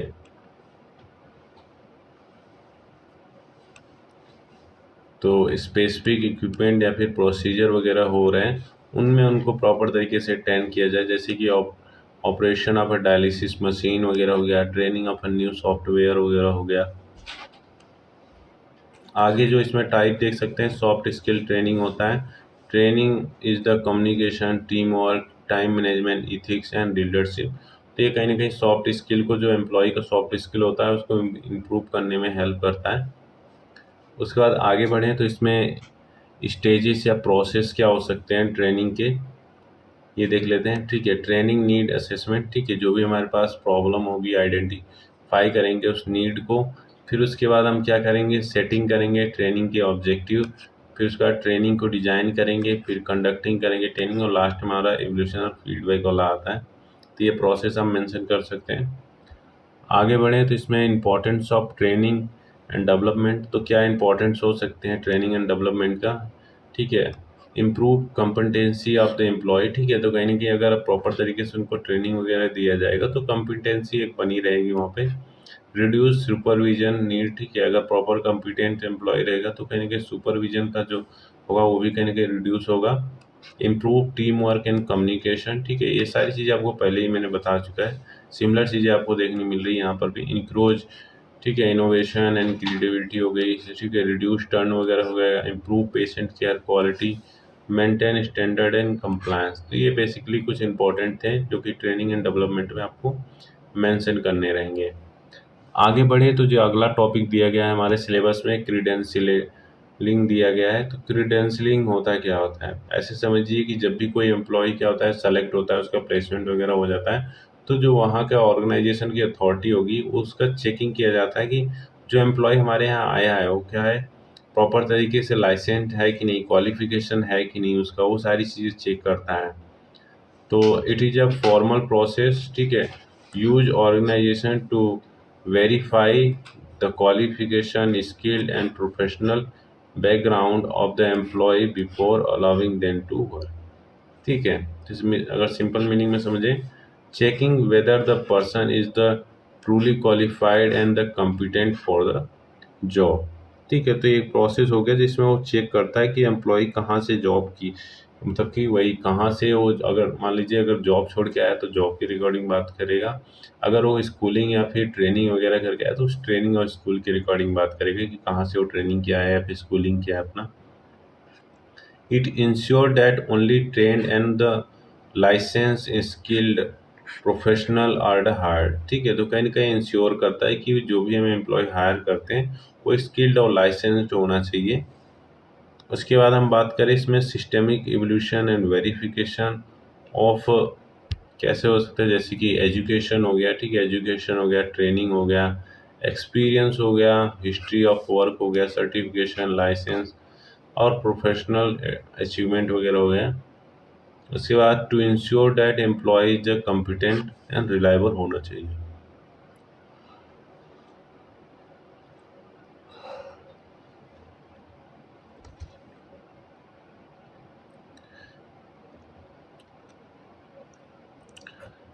आगे बढ़े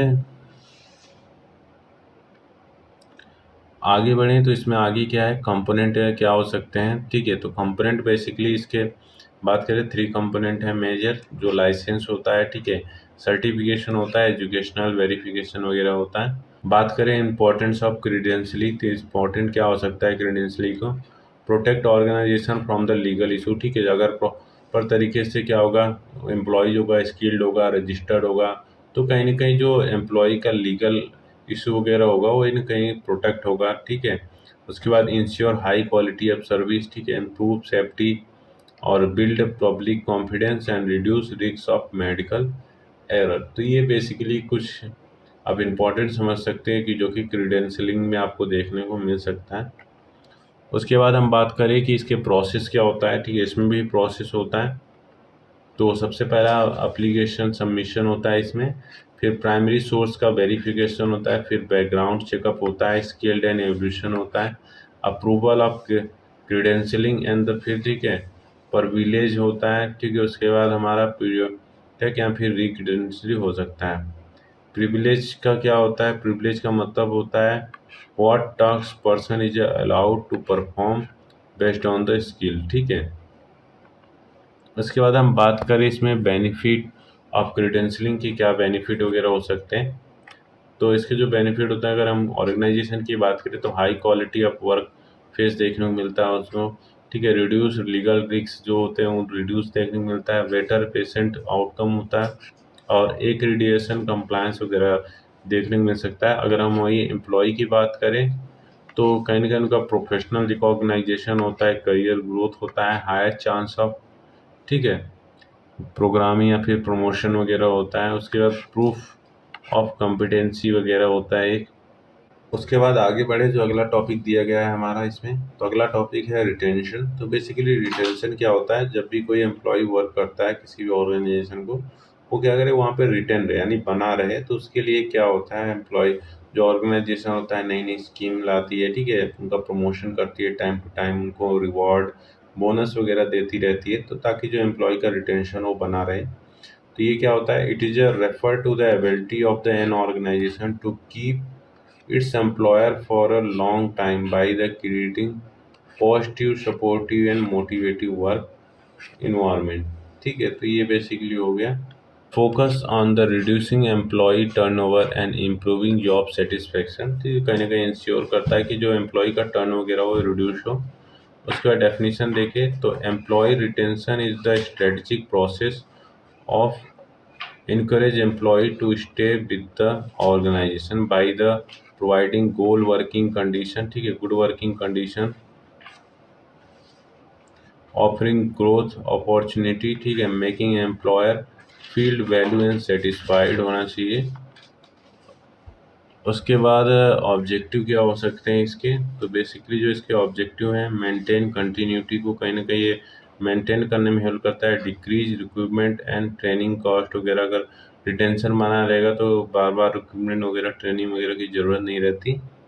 उसके बाद इंक्रीज एम्प्लॉय सेटिस्फैक्शन, ठीक है, build a positive organisation culture, ठीक है, of improve productivity, keep experience staff and reduce employee turnover. तो ये बेसिकली कुछ ऑब्जेक्टिव थे जो कि आप मेंशन कर सकते हैं। बात करें अब रिटेंशन प्रोसेस की, तो कैसे रिटेंशन प्रोसेस कंडक्ट होता है। आइडेंटिफाई रिटेंशन प्रॉब्लम, ठीक है, या फिर जो भी रिटेंशन कर रहा है, यानी कि जो एम्प्लॉय क्या कर रहा है, लीव कर रहा है, उसकी क्या प्रॉब्लम है, ठीक है, एनालाइज करना वाई एम्प्लॉय लीव, ठीक है, क्यों एम्प्लॉय लीव कर रहा है। फिर डेवलप करना रिटेंशन स्ट्रेटजी को। फिर उसके बाद इम्प्लीमेंटेशन, और फिर लास्ट में हमारा मॉनिटर एंड एवल्यूशन कर सकते हैं कि वो जो भी हम स्टाफ का रिटेंशन कर रहे हैं, ठीक है, तो कहीं ना कहीं उसका प्रॉपर तरीके से हुआ कि नहीं हुआ, इफेक्टिवनेस अच्छा रहा कि नहीं रहा, वो सारी चीज़ें हम चेक करते हैं। अगर हम बात करें एडवांटेज की, तो एम्प्लॉयर के लिए क्या होगा और एम्प्लॉय के लिए, एम्प्लॉयर हमारा होगा ऑर्गेनाइजेशन, एम्प्लॉय होगा हमारा जो वहाँ पे स्टाफ हैं काम करने वाले, ठीक है। जॉब सिक्योरिटी, ठीक है, जॉब सिक्योरिटी कहीं ना कहीं रहती है, उसमें इंश्योर रहता है, बेटर सेटिस्फेक्शन देखने को मिलता है, ठीक है, लेस स्ट्रेस देखने को मिलता है, good relationship and career growth होता है इसमें। उसके बाद इसमें अगर हम ऑर्गेनाइजेशन की बात करें तो इसमें स्टेबल वर्क फोर्स देखने को मिलता है, बेटर सर्विस क्वालिटी देखने को मिलती है, रिड्यूस कॉस्ट हो गया, ठीक है, high productivity and strong reputation बना रहता है। अगर वहाँ से एम्प्लॉय नहीं जाएंगे, छोड़कर नहीं जाएंगे, तो कहीं ना कहीं जो ऑर्गेनाइजेशन का रेपुटेशन होता है वो भी एक मेंटेन रहता है। आगे बढ़ें तो चैलेंजेस क्या हो सकते हैं रिटेंशन प्रोसेस में, तो बेसिकली इसमें, ठीक है, हाई वर्कलोड, अगर ठीक है हाई वर्कलोड बहुत ज़्यादा है तो स्टाफ क्या करेगी, काम नहीं करेगी, तो कहीं ना कहीं ये भी अफेक्ट करेगा, ठीक है। लैक ऑफ रिकॉग्नाइजेशन, ठीक है, मान लीजिए स्टाफ क्या कर रहा है, एक स्टाफ बहुत अच्छे तरीके से काम कर रहा है, एक स्टाफ बहुत खराब कर रहा है, लेकिन आप क्या कर रहे हैं, रिकॉग्नाइज ही नहीं कर पा रहे हैं कि कौन सा स्टाफ अच्छा कर रहा है, उसका प्रमोशन हो प्रॉपर तरीके से, ठीक है। पुअर मैनेजमेंट वगैरह वही हो गया, पुअर सैलरी हो गई, limited growth, burn out and the competitive job market. तो ये बेसिकली कुछ चैलेंजेस थे जो कि रिटेंशन प्रोसेस को अफेक्ट करता है। आगे बात करें जो मोस्ट इम्पॉर्टेंट टॉपिक आता है इसमें, होता है स्टाफ प्रमोशन। तो बेसिकली स्टाफ प्रमोशन क्या आता है, कोई एम्प्लॉय अब काम कर रहा है तो उसकी प्रमोशन भी तो होना चाहिए ताकि उसकी तो ग्रोथ हो। तो ये क्या होता है, it refer to upward movement of an employee from a lower position to higher position in a organisation. It usually involve more responsibility, high status, better salary and increase authority, ठीक है ना कहीं वही बात है, प्रमोशन वगैरह अच्छा होगा तो पैकेज वगैरह अच्छी होगी, पैकेज वगैरह होगी तो तुमकी मान लीजिए कि रिस्पॉन्सिबिलिटी भी रहती है, ठीक है, वही बात है कि बड़ी जिम्मेदारियां हमें, मतलब कि बड़ी, छोड़ो। उसके बाद बात करें प्रमोशन मोटिवेट करता है employee to work hard and improve performance and stay loyal to organisation, ठीक है, तो ऑर्गेनाइजेशन के प्रति क्या हो, लॉयल हो, तो कहीं ना कहीं ये इंश्योर करता है। उसके बाद बात करें स्टाफ प्रमोशन की, अगर डेफिनेशन की बात करें, डेफिनेशन क्या हो सकता है इसके, staff promotion is the advancement of an employee to a higher job position with an increase duty authority and pay and status. तो बेसिकली ये आप शॉर्ट में डेफिनेशन भी लिख सकते हैं इसको, और ये भी आप ये लिख सकते हैं। बात करें इसके ऑब्जेक्टिव की, तो इसका ऑब्जेक्टिव क्या हो सकता है, motivate employee to perform better, ठीक है, अगर हम एक एम्प्लॉय का क्या होगा, प्रमोशन होगा, तो अगर उसको देखकर अगला एम्प्लॉय भी क्या करेगा, अच्छे से काम करेगा ताकि उसको क्या हो, प्रमोशन वगैरह मिले। रिवॉर्ड मेरिट एंड परफॉर्मेंस, ठीक है, recognise employee potential, retention skilled and experience staff, field higher position internally, ठीक है, अंदर से ही क्या हो रहा है, हायर पोजीशन को फील्ड किया जा रहा है। डेवलप फ्यूचर, ठीक है, leader and improve job satisfaction and moral. तो ये कुछ ऑब्जेक्टिव थे जो कि आपको स्टाफ प्रमोशन में आपको मेंशन करने रहेंगे। आगे बढ़ें तो इसके बाद हम बात करें टाइप्स ऑफ जो प्रमोशन होता है उसके रिगार्डिंग। तो टाइप्स ऑफ प्रमोशन की बात करें तो पहला हमारा जो आता है हॉरिजेंटल प्रमोशन, यानी कि इसमें क्या होता है, shift in the same category, ठीक है, जिस कैटेगरी में वो काम कर रहा है कैटेगरी उसकी वही रहेगी। ओनली चेंज द रिस्पॉन्सिबिलिटी या पे स्केल, पे स्केल बढ़ भी सकता है और नहीं भी बढ़ सकता है या फिर सेम रह सकता है, रिस्पॉन्सिबिलिटी बस चेंज हो जाती है उसकी। जैसे कि स्टाफ नर्स ग्रेड फर्स्ट को स्टाफ नर्स क्या हुआ, ग्रेड 2 में क्या हुआ, चेंज किया गया है, पर जो उनका पे स्केल क्या हो रहा है सेम है, लेकिन रिस्पॉन्सिबिलिटी क्या हो रही है, बढ़ जा रही है उनकी, ठीक है, बढ़ भी सकता है और नहीं भी बढ़ सकता है, इसमें दोनों होगा, ठीक है, ये भी ध्यान रखना कि ये नहीं कि बढ़ेगा नहीं, पे स्केल कम वगैरह नहीं, बढ़ भी सकता है घट भी सकता है। वर्टिकल प्रमोशन क्या हो सकता है, movement to a higher rank, जैसे इंक्रीज रिस्पॉन्सिबिलिटी एंड पे। तो जैसे कि इसमें एग्जांपल देख सकते हो कि एक स्टाफ नर्स होगी, क्या करेगी, उसके ऊपर होगी सीनियर नर्स, फिर वो बनेगी, ठीक है, फिर सीनियर नर्स से क्या होगी, फिर उसके बाद मान लीजिए डीएनएस हो गई, डिप्टी नर्सिंग सुपरिटेंडेंट, फिर एनएस हो गई, ठीक है। तो कहीं ना कहीं उनको हायर पोजीशन जो शिफ्ट किया जाता है, तो ये हो गया हमारा वर्टिकल प्रमोशन। ड्राई प्रमोशन का मतलब ये होता है कि जब भी एम्प्लॉय का क्या होता है प्रमोशन होता है तो उसकी रिस्पॉन्सिबिलिटी तो बढ़ा देते हैं, लेकिन सैलरी क्या होती है इंक्रीजमेंट जीरो होती है, कुछ नहीं मिलता, बस उसकी रिस्पॉन्सिबिलिटी बढ़ जाती है। जैसे कि in charge role without change in salary, ठीक है, अगर इंचार्ज एब्सेंट है तो जो वहाँ के नर्सिंग स्टाफ हैं वही इंचार्ज का रोल प्ले करेंगे, पर उनकी जो सैलरी वगैरह है वो सेम रहती है।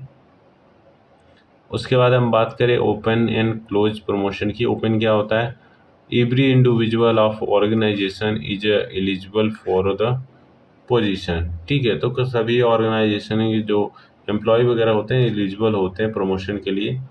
और क्लोज में क्या होता है, जो सेलेक्टेड टीम मेंबर होते हैं या फिर डेलीगेटर होते हैं फ्रॉम द प्रमोशन, ठीक है, तो वो कहीं ना कहीं हेल्पफुल रहता है हमारे क्लोज प्रमोशन में। उसके बाद अब बात करें best and criteria for promotion क्या हो सकता है, ठीक है, बेसिस या क्राइटेरिया क्या हो सकता है। मेरिट बेस्ड प्रमोशन होता है, सीनियरिटी बेस्ड प्रमोशन होता है, मेरिट सीनियरिटी कम बेस्ड प्रमोशन होता है। तो ये हो सकता है मेरिट बेस्ड प्रमोशन, मतलब कि based on the performance skill competence appraisal report वगैरह हो सकता है। बेस्ट मेथड बोल सकते हैं फॉर द क्वालिटी इम्प्रूवमेंट के लिए। और जो सीनियरिटी बेस्ड प्रमोशन होता है ये होता है based on the length of service common in the government institution, ठीक है, कितना उसकी सर्विस वगैरह या फिर ड्यूरेशन हो गया वो कब से काम कर रहा है। और मेरिट कम सीनियरिटी जो होता है इसमें क्या होता है, कंबाइनेशन ऑफ परफॉर्मेंस एंड एक्सपीरियंस दोनों देखा जाता है। पहले में क्या देखा जा रहा है, सिर्फ उसका, ठीक है, इस वाले में उसका स्किल्ड देखा जा रहा है, परफॉर्मेंस देख रहा है। दूसरे में क्या देखा जा रहा है, उसका जो कॉमन लेंथ सर्विस है, क्वालिफिकेशन वगैरह है, ठीक है, कितना एक्सपीरियंस है, ये सारी चीज़ें देखी जा रही है। और तीसरे में एक्सपीरियंस और जो परफॉर्मेंस है वो दोनों देखा जा रहा है।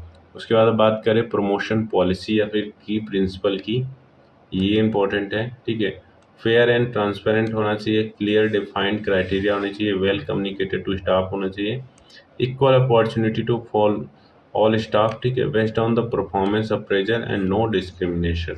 तो ये बेसिकली कुछ की प्रिंसिपल थे जो कि आपको याद करने रहेंगे, एग्जाम में आपको ये मेंशन करके आना है, और ऐसे भी आप ड्रॉ कर सकते हैं वहाँ पे। नहीं तो आप क्या करेंगे, इसको सेंटर में लिख देंगे प्रिंसिपल, फिर उसके बाद एक इधर हो गया, 2 3 4 5 6 ऐसे करके आप डोनेट कर देंगे। अगर 5 ना मार्क्स में अगर पूछा गया तो इसको एक एक करके इसको एक्सप्लेन कर देंगे शॉर्टली। आगे बढ़े तो एडवांटेज क्या हो सकता है स्टाफ प्रमोशन की। तो बेसिकली फॉर एम्प्लॉय की बात करें तो उसका करियर ग्रोथ देखने को मिलता है, हायर इनकम देखने को मिलती है उसको, रिकॉग्नाइजेशन मिलता है, उसका जॉब सेटिस्फैक्शन मिलता है, इंक्रीज कॉन्फिडेंस बढ़ता है कहीं ना कहीं। अगर ऑर्गेनाइजेशन की बात करें तो रिटेंशन रहता है ऑफ द स्किल्ड स्टाफ का, reduce recruitment cost and strong leadership. तो ये हो गया आपका इम्पोर्टेंट हो गया, फिर आपका एडवांटेज मान सकते हैं। उसके बाद आपका डिसएडवांटेज बताएं तो डिसएडवांटेज में भी create jealousy among the staff. हाँ, मान लीजिए यार एक लोग स्टाफ का क्या हुआ, प्रमोशन हुआ, लेकिन उसके साथ वाला जो रह रहा है उसको लाइक नहीं कर रहा है, ठीक है, तो उसको कहीं ना कहीं जेलिसी फील होती है। Wrong promotion can be decrease efficiency. हाँ, सही बात है कि अगर रॉन्ग प्रमोशन हो रहा है तो कहीं ना कहीं जो एफिशिएंसी हो रही है उस प्लेस की, उस ऑर्गेनाइजेशन की, वो डिक्रीज हो जाएगी। में इंक्रीज वर्कलोड स्ट्रेस। हाँ, ये भी सही बात है कि कहीं ना कहीं वर्कलोड स्ट्रेस इंक्रीज हो जाता है, ठीक है। उसके बाद लिमिटेड प्रमोशन, ठीक है, अपॉर्चुनिटी, क्योंकि हर एक ऑर्गेनाइजेशन की अपनी अलग एक पॉलिसी होती है, तो उससे अकॉर्डिंग वो परफॉर्म करता है। तो लिमिटेड जो होता है वहाँ पे प्रमोशन की अपॉर्चुनिटी होती है, ये भी आप मेंशन कर सकते हैं। आगे बढ़े तो नेक्स्ट हमारा टॉपिक आता है डिमोशन। अब तो प्रमोशन मान लो हमने पढ़ लिया हायर पोस्ट, और डिमोशन क्या हुआ, वही डाउनवर्ड मूवमेंट। तो ये क्या होता है, अभी हम जस्ट रीड आउट करेंगे क्योंकि ज़्यादा एक्सप्लेन करेंगे तो फिर टाइम कंज्यूमिंग होगा। सिंपल लैंग्वेज में लिखा गया है, अगर आपको कोई डाउट होगा तो आप कमेंट बॉक्स में पूछ सकते हैं, ठीक है। तो ये क्या होता है, इट इज अ प्रोसेस, यानी कि downward movement of the an employee from higher position to lower position. और प्रमोशन में क्या हो रहा है, लोअर से हाई में जा रहा है, डिमोशन में हायर से लोअर में आ रहा है, ठीक है। Are the not suitable for mate and the post या फिर पोजीशन, ठीक है, अगर वो सुटेबल नहीं रहेगा उस पोस्ट के लिए, उस वैकेंट स्पेस के लिए, तो कहीं ना कहीं ये भी इम्पोर्टेंट पॉइंट होता है। उसके बाद आप क्या मेंशन कर सकते हैं, it usually involve the less responsibility, lower status and sometime the reduction in the salary, ठीक है। तो ये कुछ हो गया, आप डेफिनेशन आप मेंशन कर सकते हैं, जैसे कि demotion is the reassignment of the an employee to an lower rank या फिर position with increase authority, responsibility and some time pay भी, ठीक है।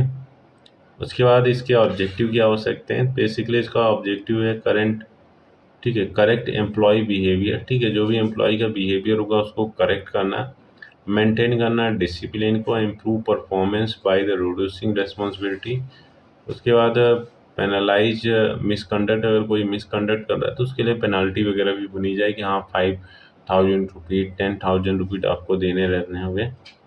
उसके बाद इंश्योर करना, ठीक है, जो स्मूथ फंक्शनिंग ऑफ ऑर्गेनाइजेशन हो रहा है नहीं हो रहा है, maintain standard quality of work. तो ये बेसिकली कुछ ऑब्जेक्टिव थे जो कि आप मेंशन कर सकते हैं।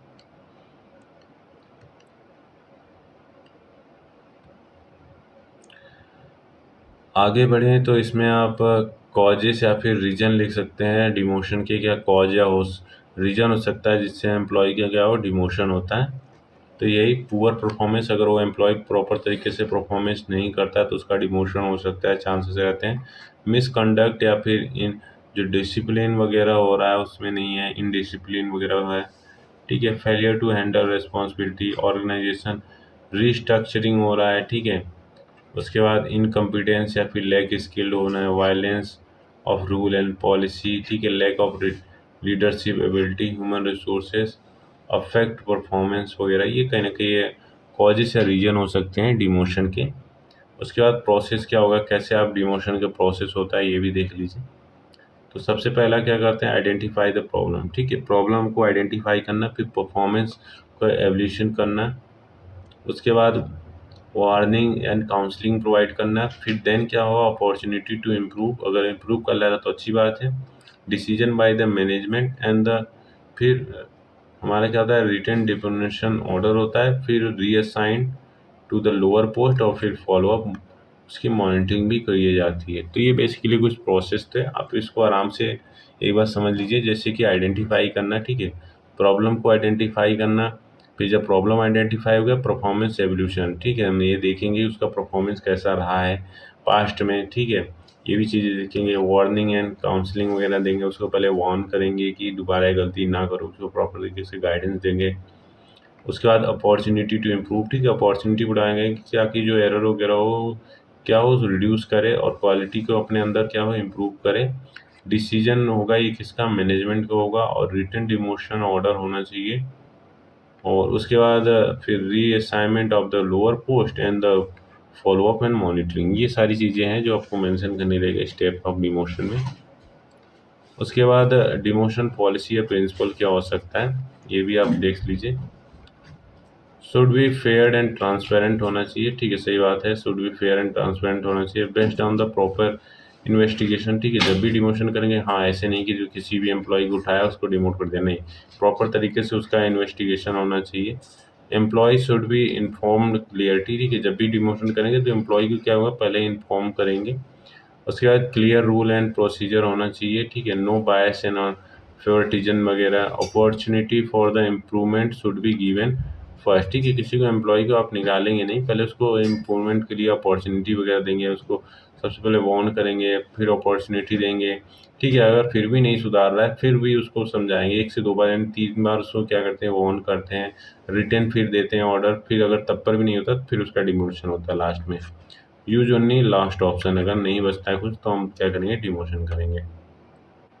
आगे बढ़ें तो जो नेक्स्ट हमारा टॉपिक दिया गया है वो है हमारा ट्रांसफ़र। तो बेसिकली ट्रांसफ़र क्या होता है, it is the refer to the moment of an employee from one job department unit या फिर location to another at the same level in the organisation. तो ये होता है उसका transfer. It usually does not involve the change in salary, rank and status, but responsibility and place of work may be changed हो सकता है, यहाँ पे देखने को मिल सकता है आपको। Transfer is the lateral movement of an employee from one position to another with the similar pay, status and responsibility। आगे बढ़ें तो इसका आप पर्पस देख सकते हैं कि पर्पस क्या हो सकता है, टू मीट ऑर्गेनाइजेशनल नीड, ठीक है, तो कहीं ना कहीं ये हेल्प करता है ऑर्गेनाइजेशन मीट जो भी होता है नीड उसको मिल जाए। उसके बाद इम्बैलेंस का क्या करता है, sorry, to balance work load and among the department में वर्कलोड प्रॉपर तरीके से डेलीगेशन वगैरह हो। उसके बाद टू इम्प्रूव एम्प्लॉय एफिशिएंसी। उसके बाद टू, ठीक है, develop employee skilled and experience. To solve interpersonal, ठीक है, जो कंफ्लिक्ट वगैरह हो रही है उसको सॉल्व करना। टू करेक्ट, ठीक है, रॉन्ग प्लेसमेंट, और टू इंश्योर करना जो कंटिन्यूटी ऑफ वर्क है वो कब प्लेस हो रही नहीं रही, ये सारी चीज़ें इंश्योर करता है हमारा। आगे बढ़े तो टाइप्स ऑफ ट्रांसफ़र क्या हो सकता है। पहला एडमिनिस्ट्रेटिव ट्रांसफ़र, ठीक है, यानी done to meet organisation need, जैसे कि एग्जांपल सकते हैं transfer of nurse to newly opened ward, ठीक है, तो ये हमारा हो गया एडमिनिस्ट्रेटिव हो गया। उसके बाद बात करें फंक्शनल ट्रांसफ़र, यानी कि मोमेंट बिटवीन द डिपार्टमेंट, जैसे कि ओपीडी का नर्स है वो आईसीयू में चली जाती है, आईसीयू का नर्स है वो ओपीडी में अगर काम है तो ओपीडी में चली गई, तो ये कहीं ना कहीं ये भी दर्शाता है। उसके बाद लेटरल ट्रांसफ़र, मतलब कि सेम जॉब सेम पे but different location and unit.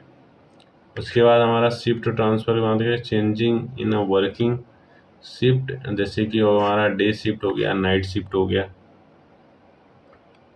Next इसमें जो टाइप मेंशन कर सकते हैं, ठीक है, रिप्लेसमेंट ट्रांसफ़र हो गया, यानी कि जो replacement of an employee with another, ठीक है, यहाँ पे उसके बाद हमारा रिमाइंडर ट्रांसफ़र होता है टू करेक्ट रॉन्ग प्लेसमेंट वगैरह, ठीक है, अगर रॉन्ग प्लेसमेंट वगैरह हुआ है तो रिमाइंडर डालते हैं कि हाँ नहीं ये प्लेसमेंट सही नहीं हुआ।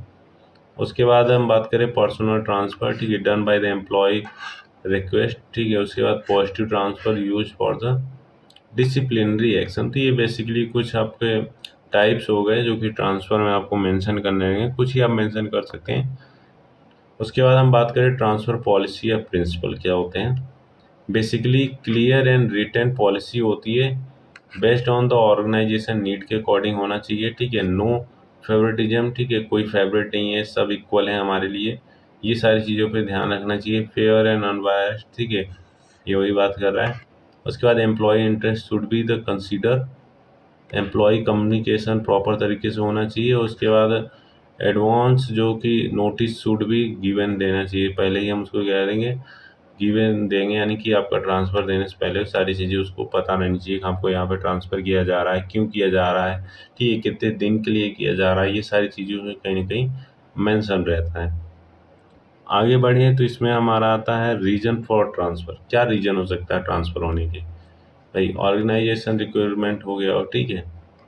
उसके बाद हम बात करें कॉन्फ्लिक्ट वगैरह हो गया हो, इंटरपर्सनल कॉन्फ्लिक्ट हो गया हो, हेल्थ हो सकता है, ठीक है, रीजन हो सकता है, पर्सनल रिक्वेस्ट ऑफ एम्प्लॉय हो सकता है, डिसिप्लिन रीजन हो सकता है, excess staff in the department है, ठीक है, तो अगर जहाँ पे शॉर्टेज वगैरह होगी तो वहाँ पे क्या होगा, ट्रांसफ़र होगा, ठीक है, वही है यहाँ पे बोला है सेम।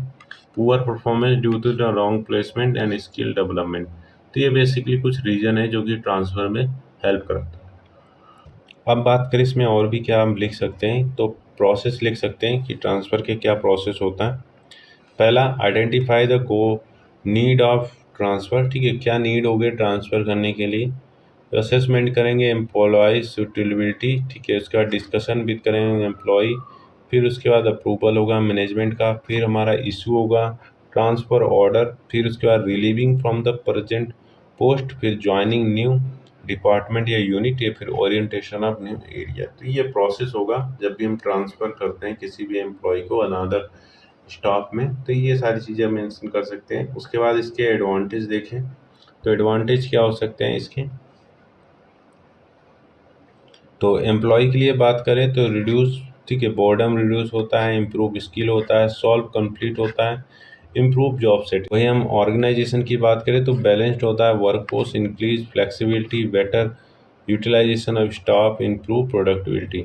ये हो गया आपका ट्रांसफ़र का एडवांटेज हो गया। डिसएडवांटेज क्या हो सकता है, एडजस्टमेंट प्रॉब्लम देखने को मिल सकता है, ठीक है, temporary drop in the efficiency हो गया, फैमिली या फिर पर्सनल डिफिकल्टी हो गया, ठीक है, पॉसिबल डिससेटिस्फैक्शन, ये हो सकता है आपको देखने को मिलने, डिसएडवांटेज या लिमिटेशन हो गया।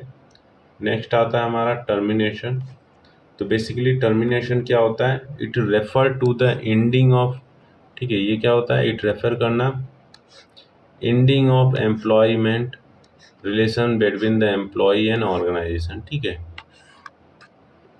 it means employee no longer work for the organization either by the employer decision या फिर someone due to the unavoidable circumstance वगैरह कुछ परफॉर्म वगैरह हो रहा है तो उसकी वजह से भी हो सकता है। ऑब्जेक्टिव क्या हो सकते हैं इसके टर्मिनेशन के, मेंटेन डिसिप्लिन एंड स्टैंडर्ड, ठीक है, बना रहे, अगर हर एम्प्लॉय क्या हो, फिर अगर एक एम्प्लॉय गलती कर रहा है तो उसको देख के अगला एम्प्लॉय गलती ना करे, तो कहीं ना कहीं उसमें ही हेल्प करता है डिसिप्लिन फॉर्मिंग में। रिमूव इनसफिशिएंट एम्प्लॉय, ठीक है, कंटेन क्वालिटी ऑफ वर्क, ठीक है, तो प्रोटेक्ट कर रहा है ऑर्गेनाइजेशन इंटरेस्ट को, इंश्योर करना पेशेंट एंड कस्टमर सेफ्टी, ठीक है, उसके बाद compliance with the legal and policy. उसके बाद हम टाइप देख लें इसके, टाइप क्या हो सकते हैं टर्मिनेशन के, वॉलेंट्री टर्मिनेशन होता है, यानी कि एम्प्लॉय क्या हो रहा है खुद से क्या हो रहा है छोड़कर जा रहा है, डिसाइड टू लीव, तो होता है वॉलेंट्री, ठीक है, तो इसमें रिजिग्नेशन रिटायरमेंट आता है।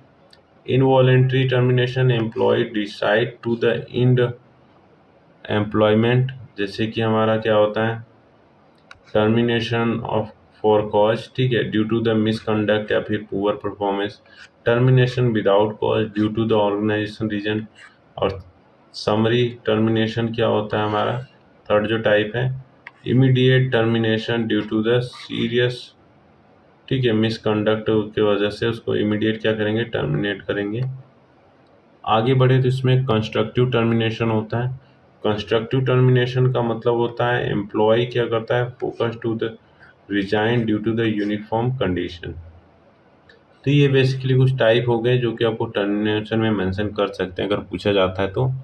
वैसे इतना इम्पोर्टेंट नहीं है टर्मिनेशन, अगर आपसे पूछा जाए मैक्सिमम 2 मार्क्स में ही चांसेस होता है सब टॉपिक बनने को।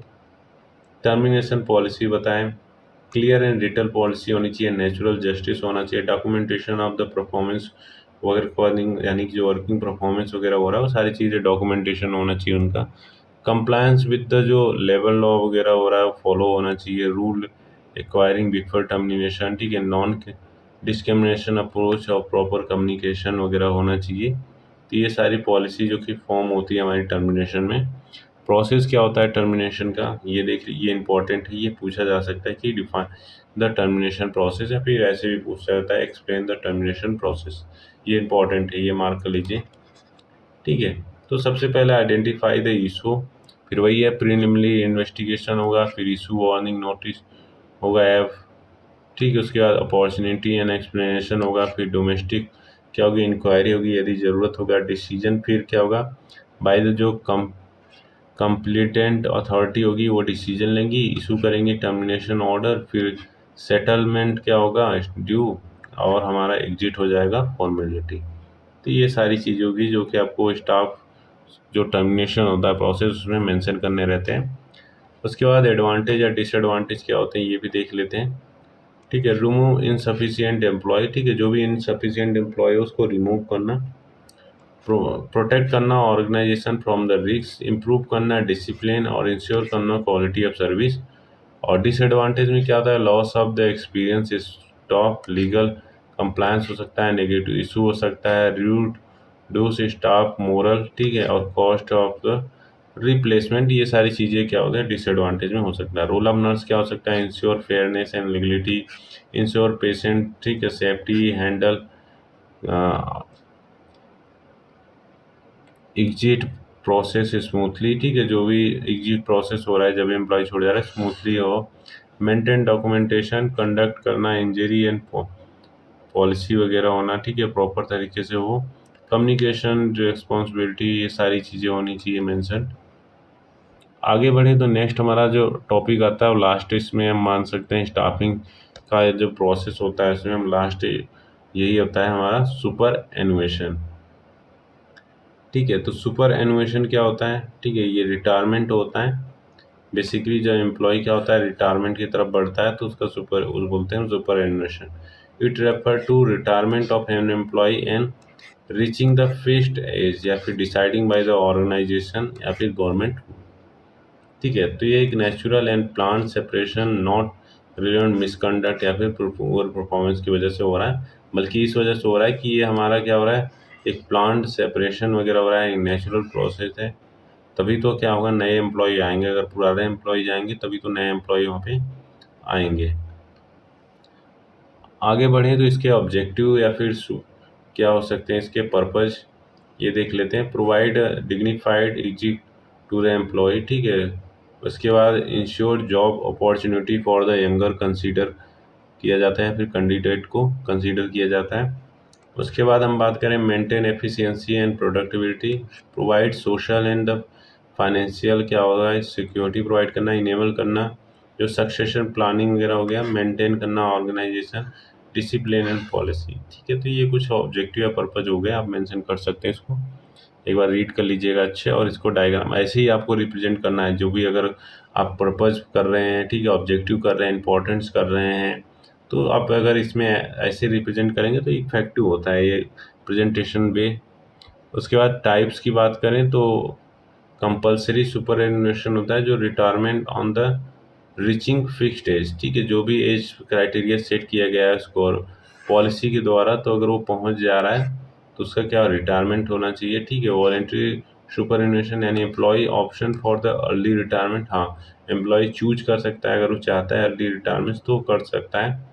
उसके बाद प्री मेच्योर सुपरएनुएशन मतलब कि early retirement due to the health and organisation क्या होगा रीजन की वजह से हो सकता है। Extension of service, service extended beyond the retirement age due to the need and the expertise, हाँ अगर मान लो हमारे पास अभी कम्पिटेंट बंदा नहीं आया है तो हम क्या करेंगे जो रिटायरमेंट का प्रोसेस होगा क्या उसको डिले कर देंगे या फिर थोड़ा सा लेट कर देंगे।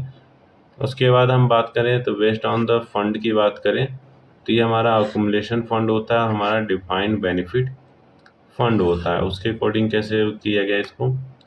Deposit money during the job plus interest, तो उसमें हम क्या करेंगे रिटायरमेंट बेनिफिट देंगे। ठीक है, तो जो भी जॉब वो कर रहा है जिस टाइम पे जॉब कर रहा है और प्लस जो इंटरेस्ट वगैरह मिल रहा है उसको, ठीक है, जॉब में जो मनी किया है उसमें हो गया, इंटरेस्ट को मिलाकर हम क्या करते हैं एम्प्लॉय को बेनिफिट देते हैं। डिफाइंड बेनिफिट का मतलब होता है जो retirement benefit fixed in the advance given to the retirement, पहले से ही हमें पता रहता है, हाँ मतलब कि आपको रिटायरमेंट दौरान आपको जितने पैसे दिए जाएंगे पहले से ही फिक्स्ड रहता है। ठीक है, तो डिफाइंड हो गया हमारा। बेनिफिट ऑफ सुपर एनुएशन की क्या बेनिफिट हो सकता है, तो फाइनेंशियल बेनिफिट होता है, नॉन फाइनेंशियल दोनों तरह से बेनिफिट होता है। ठीक है, उनको पेंशन मिलता है, ठीक है, ग्रेटिट्यूड मिलता है, प्रोविडेंट फंड मिलता है, लीव इनकेसमेंट मिलता है और मेडिकल बेनिफिट वगैरह, ये सारी जो फाइनेंशियल बेनिफिट होती है जो कि एम्प्लॉय को मिलता है। नॉन फाइनेंशियल में जैसे रेस्पेक्टफुल फेयर मिलता है, फेयरवेल मिलता है उनको, रिकॉग्नाइजेशन ऑफ सर्विस और सोशल सिक्योरिटी, ये सारी चीज़ें उनको देखने को मिल सकता है। एडवांटेज की बात करें तो इसके क्या एडवांटेज है ये देख लेते हैं। ये हमारा क्या है, लास्ट है। तो एडवांटेज की बात करें तो एम्प्लॉय के लिए क्या एडवांटेज होता है, फाइनेंशियल उसको सिक्योरिटी मिलता है, rest after long service, time for family and health, तो ये एम्प्लॉय के लिए हो गया। वहीं और ऑर्गेनाइजेशन की बात करें तो एक प्लान्ड स्टाफ रिप्लेसमेंट होता है, ठीक है, जो भी हम प्लान करते रहते हैं सिलेक्शन वगैरह द्वारा, फिर प्रमोशन अपॉर्चुनिटी मिलती है, उसके बाद सक्सेशन प्लानिंग। तो ये बेसिकली कुछ स्टाफिंग थे के प्रोसेस थे या फिर कंपोनेंट थे जो कि आपको मेंशन कर रहे रहेंगे एग्जाम में। तो आपको स्टाफिंग के जो पहला हमारा पोर्शन था, डिफाइन क्या होगा, स्टाफिंग आ सकता है, उसके ऑब्जेक्टिव पूछा जा सकता है, प्रिंसिपल पूछा जा सकता है, और नेक्स्ट प्रोसेस जो मोस्ट इम्पॉर्टेंट टॉपिक है इसमें, उसको आप अच्छे से रीड करेंगे, ठीक है। तो अगर आपको वीडियो हेल्पफुल लगा हो तो प्लीज़ वीडियो को लाइक करें, शेयर करें और चैनल को सब्सक्राइब करना ना भूलें। और टेलीग्राम का लिंक हमारा बायो में मिल जाएगा, वहाँ पे आप क्या करेंगे, उसको ज्वाइन कर लेंगे, क्योंकि वहाँ पे मैनेजमेंट के कई सारे नोट्स ऑलरेडी डले हुए हैं, ठीक है, तो उसको भी आप देख सकते हैं।